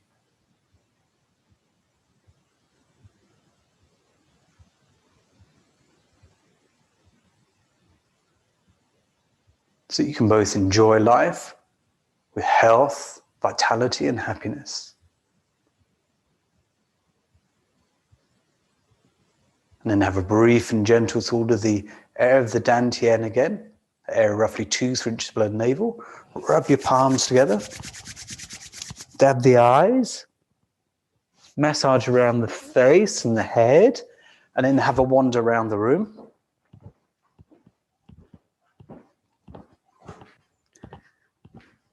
Good, and then you can come back and sit down.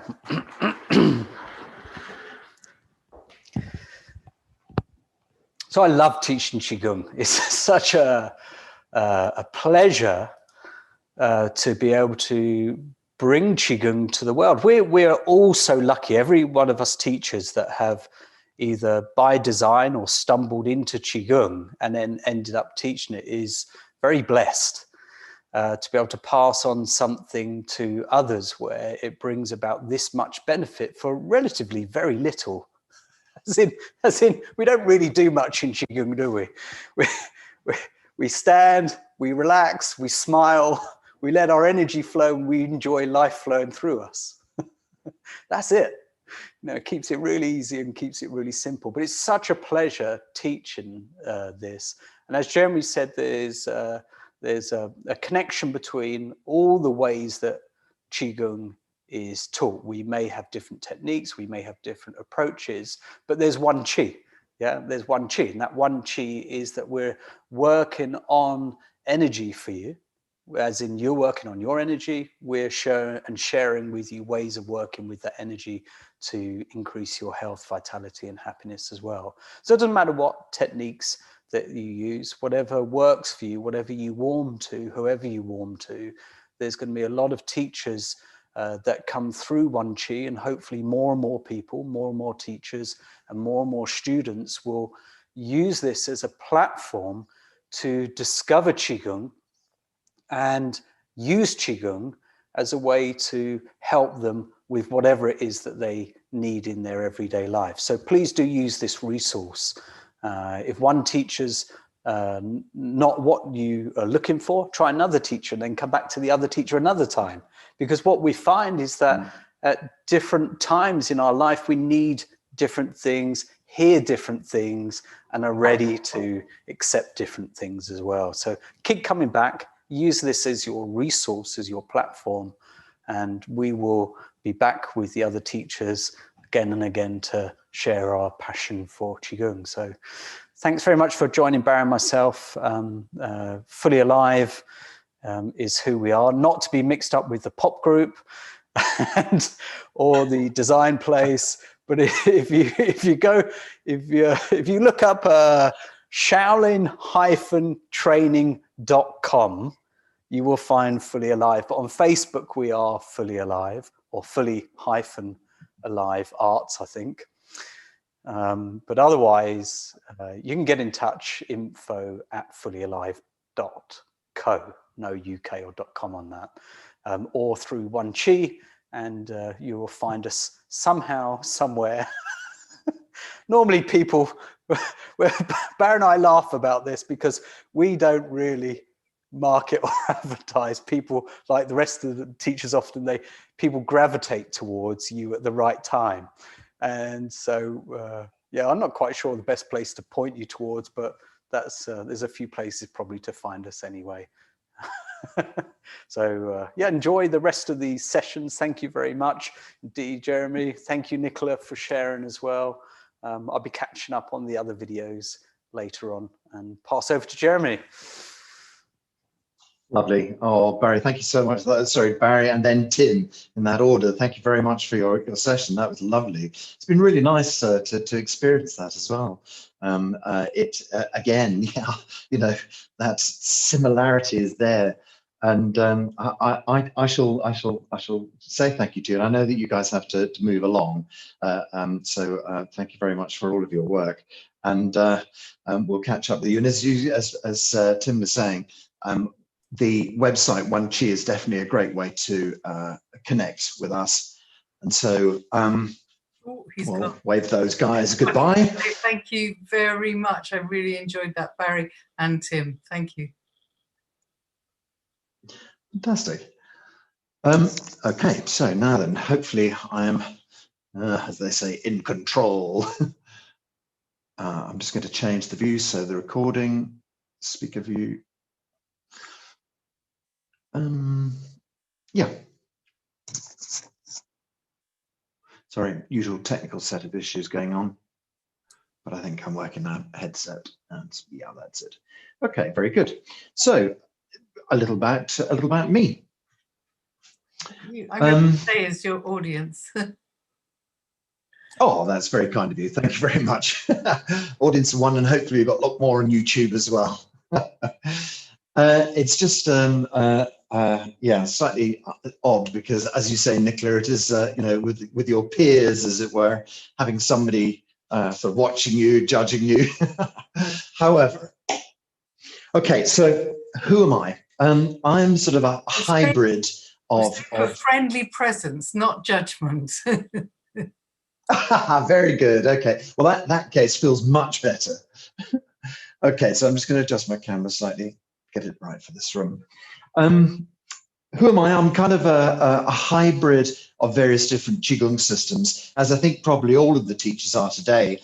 And when I was talking earlier about seeing so many roots that are common to them, that's because I've studied through various different forms myself. I started with what are called people's Qigong forms, or before that, before the Communist Party, they were known as peasant Qigong, which is a rather unpleasant name, but found sort of basic systems there, such as the brocades, which a lot of people have come across. And then eventually I started studying with Master Lam, who was just teaching standing Qigong. I studied various Tai Chi forms, different types of yoga. Eventually, I kept on hearing this word Qigong, and it kind of drew me. And eventually, I found, as I say, the people's forms of Qigong, and then standing Qigong. And then after that, I studied as a medical Qigong therapist. And so I still use Qigong as a therapy, one-to-one sessions with people, helping people on their recovery journeys. So that took up a lot of my time. I really got very deeply into sort of yin and yang theory, through treasure theory, 5 elements especially. 5 elements, one of my loves. And then after that, I stumbled across zhenang Qigong. So I'll tell you a little about that as we go along. But the idea is that for about the last probably 12, 13, 15 years, not quite sure, I've been teaching zhenang Qigong. And when I say a synergy of all of these things, zhenang Qigong is a synergy as well. So the guy who has created it is a man called Dr. Pang. Dr. Pang's still alive, is in his 80s, living in Beijing. He's no longer the leader of zhenang Qigong because, as people who know anything about Qigong will tell you, there was a 20-year hiatus in China where Qigong was no longer sort of in the open. It was no longer, it was sort of persona non grata. Fortunately, last time I was in China, it was just coming back out and is slowly kind of redeveloping again. Nonetheless, his school still exists, and China's loss in the sort of breakdown of Qigong has been our gain, because we've had all these marvelous teachers kind of, you know, spread around the globe. And so suddenly zhenang Qigong has really developed. So he was a young martial artist, then a Tai Chi gold medalist. And then he studied over the years with 19 different grandmasters from all sorts of different routes. And so he was exposed, and it's odd, in China, prodigies like himself are very rarely offered the information, but he had these people come to him and find him. And so for a long time, he was being given all this information by these 19 different kind of lineage holders. And he started to build his own style. At the same time, he became a Western GP. So the full, 7 years or whatever it is that you train to become a Western doctor. And then after that, he started to become a doctor of Chinese medicine, another 5 or 7 years. So quite a sort of, packed in a lot of information there, and developed these styles as he went along. In the 1980s, he developed his first style, which was something to do with cranes, but he found it was a little bit too, it didn't produce the results he always wanted. So he developed this style that I often teach, which is called lift chi up and pour chi down. And so it is this kind of thing that we've been seeing all through the day of moving chi through the body. It's a form that has its exercises all joined together, and it's a little bit like a Tai Chi form that doesn't move around. So I think some of his Tai Chi came, added to the Qigong. He made this form up, and eventually he made this extraordinary place called the Mediciner's Hospital, where 300,000 people went through the Mediciner's Hospital, and 95% of those people showed a significant cure. 5% instant remission, 45% you couldn't tell they'd been ill. All these illnesses of cancers and heart disease and diabetes and all, and anything you think of, people are curing themselves of.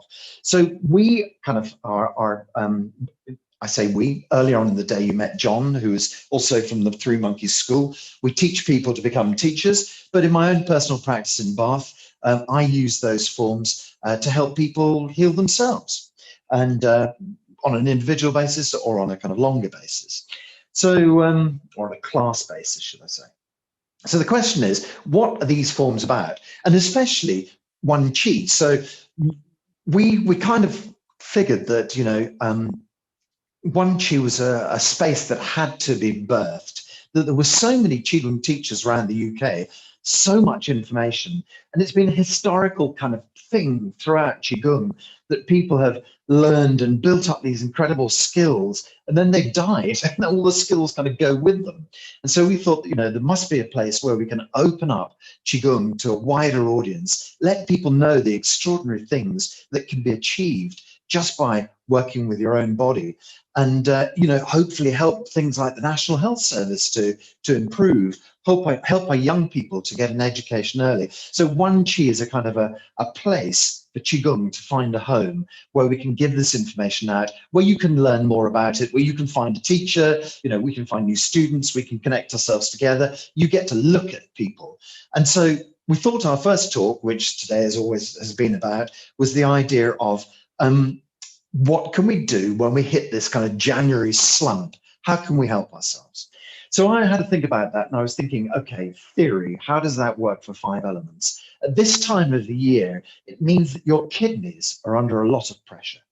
Okay, so the 5 elements splits the year into 5 pieces, and essentially this coldest, darkest part is governed by your kidneys. I know it sounds bizarre, but each organ gets a season, each organ has different sort of emotions attached to it, and so it turns out that at this time of the year, we have problems with our fear levels. Okay, so fear and kidneys. How on earth would you connect that? But the idea is that if you think about someone who gets a terrible shock, they might pee themselves, and so kidneys are all part of your water system. So it's that kind of idea that the kidneys are linked with fear. This time of the year is linked with fear. Darkness is a natural kind of time for us to be fearful. I don't like going out in the dark. So it's all kind of ties up together. And so let's just roll through more ideas about fear. At this time of year, we suddenly end up getting a kind of lower backache. It's kind of, oh dear, my back's very sore. Got this kind of going on. Very often it's not your back at all. Very often it's your kidneys kind of radiating their energy out into the muscles. So it's a great time of year to keep your lower back really warm. Chinese ladies wrap massive, great big, silk scarves around their middles. If you've got, don't have a microwave, microwaves are bad, but if you have got one, stick a buckwheat pillow in your microwave and warm up your kidneys. Keep your kidneys, don't wander around in a crop top, which is always a good advice for me. And so, yes, so we're keeping our kidneys nice and warm at this time of year to keep our fear levels down, to keep our kidney energy going. what other fears might you have at this time of year? Okay, so interestingly, the kind of kidneys and fear and money that's often tied up, and it, you know, comes as Christmas time when you have to buy 1,000 presents, and then the tax returns just coming along, you know, shortly. So there's an awful lot of fear and money, you know, kind of ground up in this as well. So what can we do to lift our levels of energy to really help our kidneys? Okay, so the first thing I wanted to talk about was the site of the kidneys themselves. So your kidneys kind of sit on your back, you know, in the middle here. Interestingly enough, one of the key points that we use sits in the small of your back. It's called Ming Men. So I just wanted to show you a little movement with your tailbone, just so you get a sort of an idea about Ming Men. So just stand in this nice, generous shoulder width, doesn't really matter how wide, and then just take your hands and you can just join them at the small of your back. Watch me as I do this. I tip my tailbone to the front, and you can see my hands come apart without moving them. I tip my tailbone to the back, and my hands close. So it's just a very simple swing of the tailbone forwards and backwards. So as you move your tailbone forwards, swing it and lift it up. Imagine you could touch your tailbone onto your forehead, and then swing your tailbone backwards and lift it up, and imagine you could touch the back of your head. And as you go forwards and backwards like this, you're gently opening the small of your back. Okay, so we're going to think about Ming Men and the association with the kidneys in a moment. We'll do some exercise, enough talk, let's do something. Stand in a wide stance. Anybody who's ever worked with me knows that you can't do Qigong with me without we do turning the waist. So it's a very simple exercise, comes from deep Taoist traditions. It's one of my favorites. It's about getting this energy center in the middle of your body moving. Let the arms hang down by your side. Gently turn and look over your shoulder and just let your back stretch a little bit. Let's do the same on the other side. Just do that a couple of times. All we're doing is just sort of feeling into the back, seeing everything's okay, make sure everything's sort of moving comfortably and easily. And then from the belly, turn from side to side, allow the arms to hang loose. And just be aware of what your wrist is doing. As you do this, your wrist is gently tapping onto the small of your back. So this is the point we've just been talking about. We're just gently tapping onto the Ming Men gate. So it sits between L2 and L3 on your spine. Some people have it between L3 and L4. So we might just say L3. That's probably going to do it. And as your hands tap onto there, you're just gently opening this energy gate at the back. So we've heard a lot about Qi today, this energy that flows around your body. And now we're just stimulating one of the major gateways into the body. So what would be the purpose of that? Qigong is all about balance. It's all about getting your energy back into balance. It's perhaps a surprise to find out your energy goes out of balance, but it can do. And that's essentially what pain is. So when you feel pain, it's like a blockage of qi. It's qi that can't flow. When you have a chronic illness, it's just pain that has kind of gone beyond that and become a pattern inside your body. And so we're working away with trying to release blockages and get balance restored to the body. You can open up these acupuncture points just by tapping on them. So here we're tapping onto one on the belly button, tapping onto one on the lower back. Also with your palms, you can let those open up and slap on the side of your body, and that opens up those as well. Sorry, the acupuncture points on your hands, to be more accurate. So we just allow the hands to tap onto the body, the acupuncture points open, and the inference here is that as you open to the qi around you, that you can actually kind of merge with the energy around you. That the qi, perhaps let's say with too high a concentration inside your body, would kind of leave, and that qi around you that wants to come into the body to help balance out can go in. So if you studied biology at school, you'd know about osmosis. So it's kind of like that. It's this flowing out and flowing in until everything comes back to balance. Okay, so we'll just do this for a moment or two longer. I had something else on my mind I wanted to womble on about. It'll come back in a moment. Okay, so when you stop, just do so very gently, very slowly. Don't stop abruptly. Just let everything quietly come to a stop. Okay, so put your hands in the earth. Gently lift a ball of chi up above the head and pour it down. Just let it come down all the way to your belly, and then just release the hands and imagine this chi continues to flow down your legs and go into the ground. So we're creating a sort of lovely circuit with the earth. So let's have hands in the earth, lift up. And then we take the chi downwards. Draw the chi through your body. Return the chi into the earth. One more time. Okay, so sometimes you get what are called chi reactions. Sometimes doing an exercise can make you feel really dizzy. And if that happens, this is the antidote to it. Just allow the chi to move from your head, chest, belly, legs, earth, and feel your connection. So if at any stage you suddenly come over wobbly, forget what I'm doing, just continue doing that. Okay, we'll do some simple forward and back bends, just something to get the back moving, because we're going to do another back exercise later. So we're just going to echo that in this simple version. So keep your legs apart, it's a comfortable wide stance, keep your knees soft. And what we're going to do is we're just going to go up and down. So just note this little exercise before you try it. Just note this, that you have your hands and ears together, and then you tip over hands and ears. So as you can see, my body stays straight, but it's just the arms and neck that kind of go over. Oh, my cat's come to join me. That's nice. He often does. Okay, so we're just manipulating the top of the neck by taking arms and ears over. And then after that, we're going to go into the back. So when we roll down with the spine, we're just kind of going over one vertebra at a time, gently tipping over.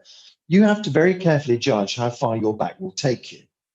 You may be able to go all the way into a perfect pike bend with your hands flat on the floor, you know, but on the other hand, you might find that that's only going to take you down as far as your knees. If that's as far as you want to go because of the state of your back, that's fine. But there is another tip, which is when you go down to wherever your back naturally goes to, in your mind's eye, see yourself extending all the way down. Okay? So use your mind to allow yourself to get into the really lowest bend whilst your body does what it can manage. When we come back up, we're going to roll back up with the arms and ears as well. And then we'll just gently lean back and stretch up. So we're just going to flow up and down a few times just to get the spine going. Oh dear.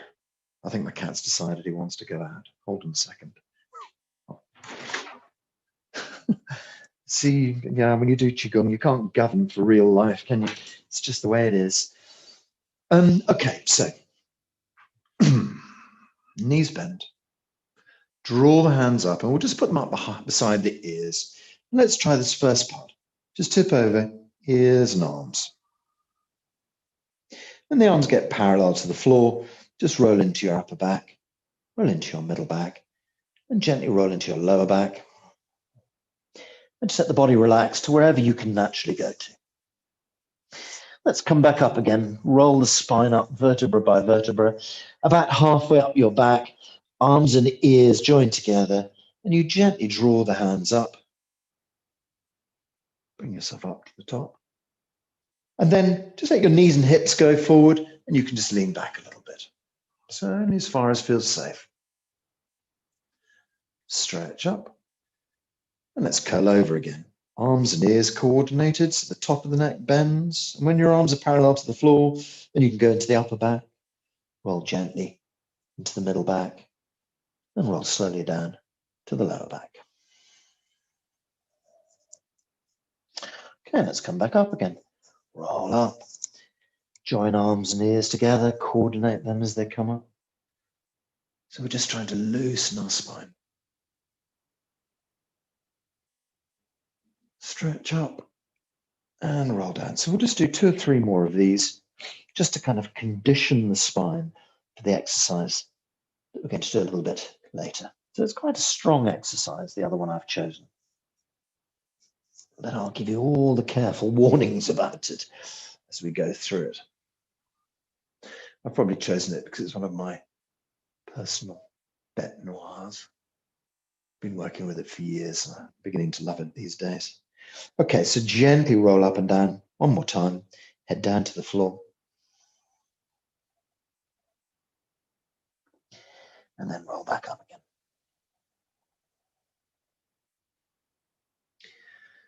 No particular breathing, just natural breathing.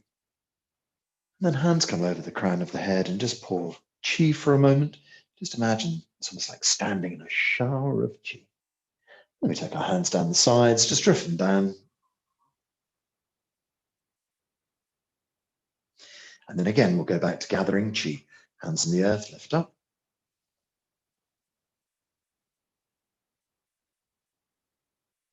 And pour down. Draw the chi down through your body. Sink the chi down to your belly. Just release your hands and imagine this lovely flow of chi through your legs, through your feet, deep into the earth. Let's gather a couple more times, or as many times as you wish, really, but normally 3 is about enough. However, if you feel you want to do 23, that's also fine. This kind of being inverted, where your head goes down to the ground, sometimes the chi can move very quickly into your head. And it gives you this chi reaction where you suddenly feel wobbly. And this can bring that back, bring you back to yourself. You're effectively combing chi hands through a chi head, deep into the chi belly. And then relaxing and allowing the chi to flow and connect deep into the earth. Okay, great. So we'll look at a couple of exercises from the Zhenang Chigung set. So we bring our feet together. We use a closed stance. So Dr. Pang kind of pioneered this stance. It's like an opening to Tai Chi. But the idea is that if you study your Chinese medicine, that when your legs are pressed together like this, the kidney channels are joined. And it creates a kind of a very powerful kidney chi energy that moves up in your body. So once we do some of the exercise in the wide stance, quite a few come from this closed stance. There's also one other sort of fundamental that appears, and it's been interesting to hear the other teachers. There's one fundamental appears to me about the zhenang system that set it apart for me, was that it's about connecting yourself into the universe. So I think that in the 1970s, 80s, 90s, Dr. Pang, really encountered things like quantum science. I mean, he was at the cutting edge of Chinese science, as it were. And so I think that quantum science is very much part of it. And that's why you'll find my personal website is called quantumchigung.co.uk. A little bit of subliminal advertising there. Not that subliminal, to be fair. The idea is that you are not the source of the chi, that the universe is the source of the chi. So whereas most of my colleagues will probably spend time cultivating themselves in order to move energy out, with Zhenang Qigong, it's different to that. It's about understanding you can connect to everything there is and being able to use that chi no matter who you are. You don't have to be a teacher or have learned the methods. John showed a very simple method today, which was just called La Chi, uses the entire universe. So yeah, we have this idea that allowing the universe to flow through you is a beneficial way. And we're just going to work through some exercises that allow you kind of to really open up this core area of your back. So the first one, and particularly this one is excellent for the kidneys. I'll tell you a little story about it. So it starts in the closed foot posture where the 2 feet are completely together. Doesn't necessarily suit you if you've got fallen arches like myself, but you start there anyway, and then we move into a more comfortable stance in a moment. You can set your hands up, just bring them into the prayer position in front of your heart, and then we're just going to drift the heel of the hand back along the ribs, high, back along the ribs, and then your middle finger is kind of pointing at the lowest rib, and you just rotate your hands towards the back and just lightly touch onto the ribs. Your thumb is kind of catching lowest rib at the back, first finger catching lowest rib at the front, keeping the shoulders lifted. And then we have an instruction which is called step on chi. And basically with step on chi, you put your weight on the heels, you open your toes to 90 degrees, And then you put your weight on your toes and you come out into a nice kind of shoulder width posture. Okay. And if you need to adjust your feet from there, just get a comfortable stance. Soft knees, nice straight back. Okay, so this exercise is called swirl hips. And it harks back to that first thing that I showed you when we started, the tailbone moving. So push your tailbone forwards as if you could lift it up to touch yourself on the top of the head, on the forehead. And then rotate to your left-hand side and then lift the tailbone up behind and rotate to the right-hand side. Lift the tailbone right up at the front and go left. Lift it right up at the back and go right. Tailbone lifts front, turn left. Tailbone lifts back, turn right. Okay, so first point, try and stop your head from moving. So very often when we do kind of Western sport exercises and things like that, you'll find the whole upper body's moving. And this one, we're just focusing in to lower dantian. So in zhenang chigung, just to make things more complex, we call lower dantian Mingmen Palace. So it's close to the Mingmen gate and it's just deep inside the body. So we're just gently moving this exercise to stimulate lower dantian. But as we work our way around, of course, you remember from that little opening that what I was saying was that by lifting the tailbone up behind, we're squeezing the lower back, and by lifting the tailbone up at the front, we're opening the lower back. So this gently massages the lower back, gently opening and gently closing this L3, L4 kind of area. And of course, what else sits there but the kidneys? So as you lift your tailbone up, the kidneys get a little squeeze. As you move your tailbone to the front and lift it up, the kidneys get a little stretch. So we have this perfect little kidney exercise, which is ideal for stimulating your kidneys during the wintertime. And as mentioned before, our poor old kidneys end up under a lot of pressure at this time of year. Right, so let's have a little bit of bad news about the kidneys then. Kidneys, the sort of, well, I say people call them, but I suspect it's actually probably me, the batteries of life. When your kidneys run down, then that's pretty much it. So we have this kind of idea that if we keep our kidneys strong, we're going to lengthen our life. But the kidneys are all tied up in all sorts of other aspects. Clearly, what your grandma would call your waterworks, that's all part of it, the urinary system, but also sexual function. And so to keep sexual function healthy, you have to keep your kidneys healthy. There are other things, other signs that might make you think, that person's kidneys are running a bit low, such as losing a bit of hair, such as hair going white or grey. The kidneys govern that as well. One of the other things is the hearing, would you believe? And so if you think about the idea of having two ears on the side of your head shaped like kidneys, and then you think about the actual kidneys, one on either side of the body, you can see where you can get a kind of analogy of kidneys governing hearing as well. And so when you start to think about, sort of things like osteoporosis or that kind of thing as well. So what we're basically describing is, unfortunately, old age. So the younger you keep your kidneys, the younger your whole body will seem. And if you think about, your grandma with grey hair and spine a bit crocked and hearing gone and having to rush to the loo, you've just typified kidneys in one shot, and fearful, very fearful. So we're just going to keep working around for a couple of seconds, a couple of turns more, and then we'll rotate it. But as we go, just remind yourself, lifting up at the front, lifting up at the back, lifting up at the front, lifting up at the back. You're kind of almost imagining that you're lifting up at the sides as well, although clearly your hips are in the way. Let's just gently, gently draw that to a stop in the center. Okay, so let's go again. Just see, are the hands just still gently touching the ribs, shoulders lifted a little bit? Okay, so swing the tailbone forwards and lift it up as if you could touch your forehead. Let's go to the right. Lift the tailbone up at the back and turn left. Lift at the front, go right. Lift at the back, go left. Front lift, turn right. back lift, turn left. Lifting at the front, lifting at the right, lifting at the back, lifting at the left. Try and imagine it's lifted the whole way around. Keep the head as steady as you can. Try to stop it moving. Try and sort of sandwich everything kind of below the chest and above the knee, really. Try to really focus everything in. And the more you focus in to this core area, the more the chi moves into that. So using the idea chi, chi dao, where the mind goes, the chi follows. So this really helps promote the flow of chi deep into the lower energy field.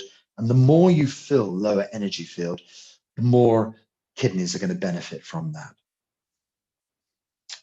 So we'd got as far as thinking about, you know, all the bad news from kidneys. Actually, the good news from kidneys, one of the things, one of my colleagues was using this particular exercise, and she went off to Ireland and was teaching there.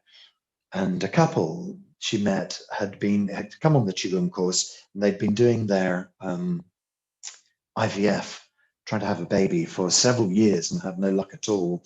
And so she said, right, do this exercise, and not just the wife, the husband, both of you do it 3 times a day for, you know, 20 minutes each day.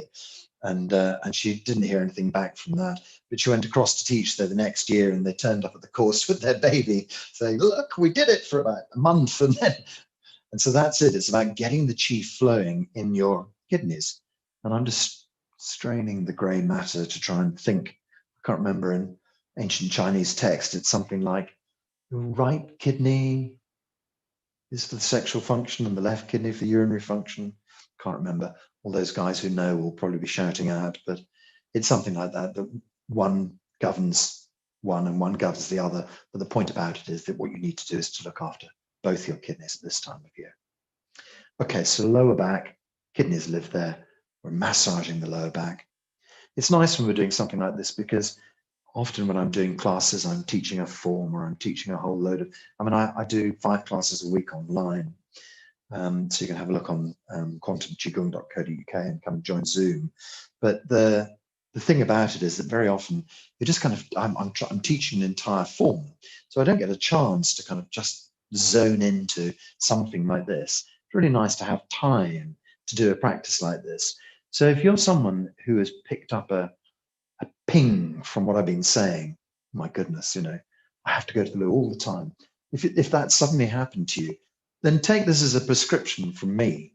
Do this exercise 3 times a day, 20 minutes, 10 minutes either way, and just see how it will affect you. Really help. Lower back gets much more soft. And I'm just going to ask you to keep going for a few more revolutions while I just quickly show you this. I'm just going to sit, and I'm going to keep going with the exercise. So when you sit with my teachers in China, you find them all doing this with their tummies going around. We often sort of sit there and watch a movie in China, some sort of bizarre sort of Buddhist film that's got no idea what's going on because it's subtitled into 20 languages. But they all sit there, and you'll see the whole crowd, about 20 people sort of gyrating around in this fashion. You can see we're doing exactly the same thing in a sitting posture as we're doing in a standing posture. So don't think that you can't do this, sitting just as well to gain the benefits of it. So let's just go around 2 or 3 more times, and then gently bring it to a stop in the middle. Okay, and then we finish this exercise off tailbone front to back. So you just swing tailbone to the front. Imagine you've got a monkey's tail. You can touch yourself on the forehead. Swing your tail to the back and touch yourself on the back of the head. Swing forwards and lift up. I'm sure there's a whole load of sort of Darwinian conversation to be had about imagining you've got a tail, but let's not worry about that. Just imagine you've got a tail, swing it forward and backwards a few times just to open and close the lower back. Great. And then bring that to a stop. Okay, lovely. So just release the hands. You can just let the hands shake out. Bring the feet back into the standing posture. We're just going to run through, I've got about another 6-7 minutes left. We're just going to run through a simple exercise called bow body. Okay, so it echoes the first up and down exercise that we did, but it's just a little bit more stringent. So just be aware of your lower back when you do this. Be kind to yourself. We're using the same idea of using arms and ears, but this time we're going to go with completely straight legs and the knees locked if possible. Okay, so that is going to govern, depending on your lower back, it's going to govern how far you're able to get down. You might just find that your hamstrings are so tight that you end up, sort of only getting down to here. That's really no problem at all. You can just come up and go down as you wish. When we get down to the lowest comfortable posture that suits you, the lowest comfortable posture that's not going to hurt you, then we're going to gently dip and stretch towards the floor. We're going to make a little turn to the side and stretch towards the floor, and a turn to the side, stretch towards the floor. And the final superb exercise is you put your hands on the back of your legs and you draw your head towards your knees and curl up. So it's a very strong exercise. I really want you to be careful with your back. There's always a beginner's version that anybody can make of these exercises. It's about being sensible, careful, and take it nice and easy. Right, so let's begin. Let's just take the hands up above the head, stretch them up into the blue sky, palms facing forwards. Arms and ears joined together and the legs as straight as you can make them. Just gently turn over the head and arms as we've done before, to slowly work your way down till the arms are kind of parallel to the floor. Now we think about the upper back. We just lift into the upper back and bend it over. Lift into the middle back, bend it over, and lift into the lower back and gently bend it over. So now you start to work your way down. When you're in this forward pike bend, you kind of just decide how far you feel comfortable with. Can you go any lower? If you're shaped as I am, sometimes you can tuck your tummy in and get a little bit lower as well. And slowly work your way down, trying to keep the legs as straight as you can, locked back if necessary. And it's unusual in Qigong to find any locked legs, but it's a very good hamstring stretch that you get here. When you've found your posture, make sure that the back of your neck is totally relaxed. If you're lifting your head up to look at me, then you're blocking the flow of Qi into your brain. So really try to keep the back of your neck wide open and just trust that you're doing the right thing. So just gently stretch down towards your toes. Little stretch, 1, 2, and 3.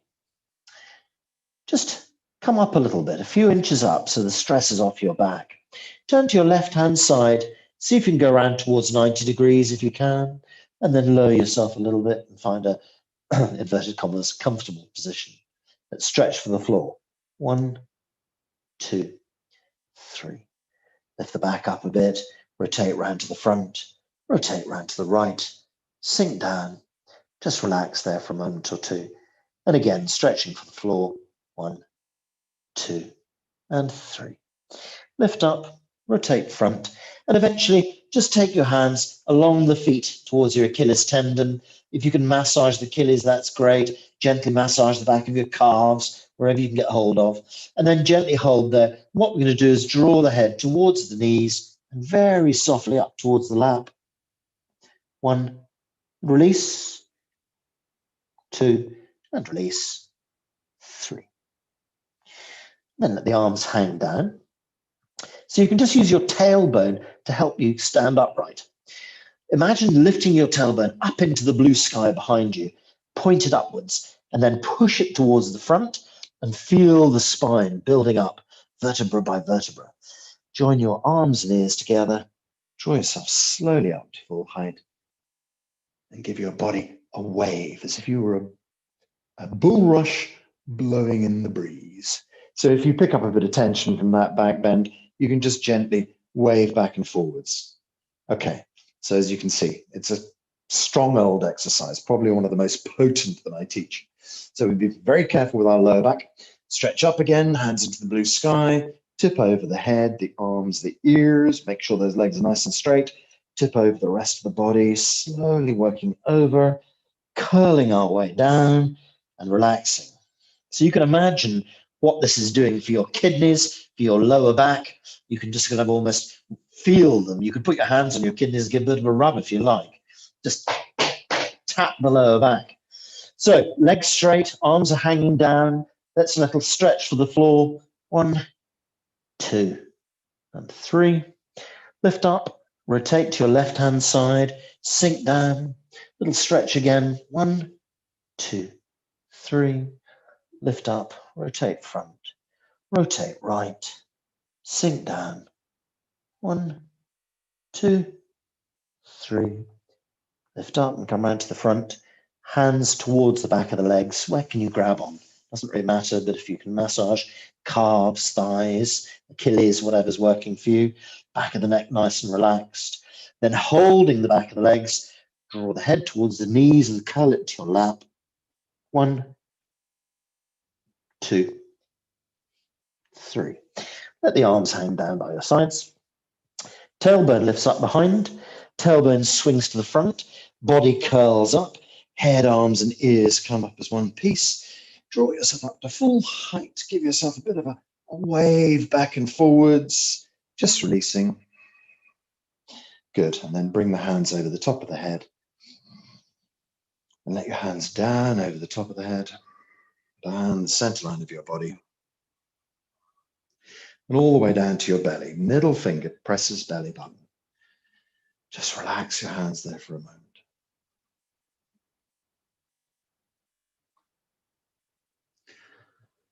Okay, as you stand here, feel every cell of your body. Fill every cell of your body with light, with energy. Imagine yourself as an amazing being of light, every cell in your body, working really well. All the functions of your body returning to perfect working order. Renewing all the functions of our body. So we're just going to finish off. Let the hands gently down. We're going to gather chi, so just take the hands in the earth, lift chi up. Pull the chi down through your body. Release the hands, let it flow into the ground. Let's do a couple more of those.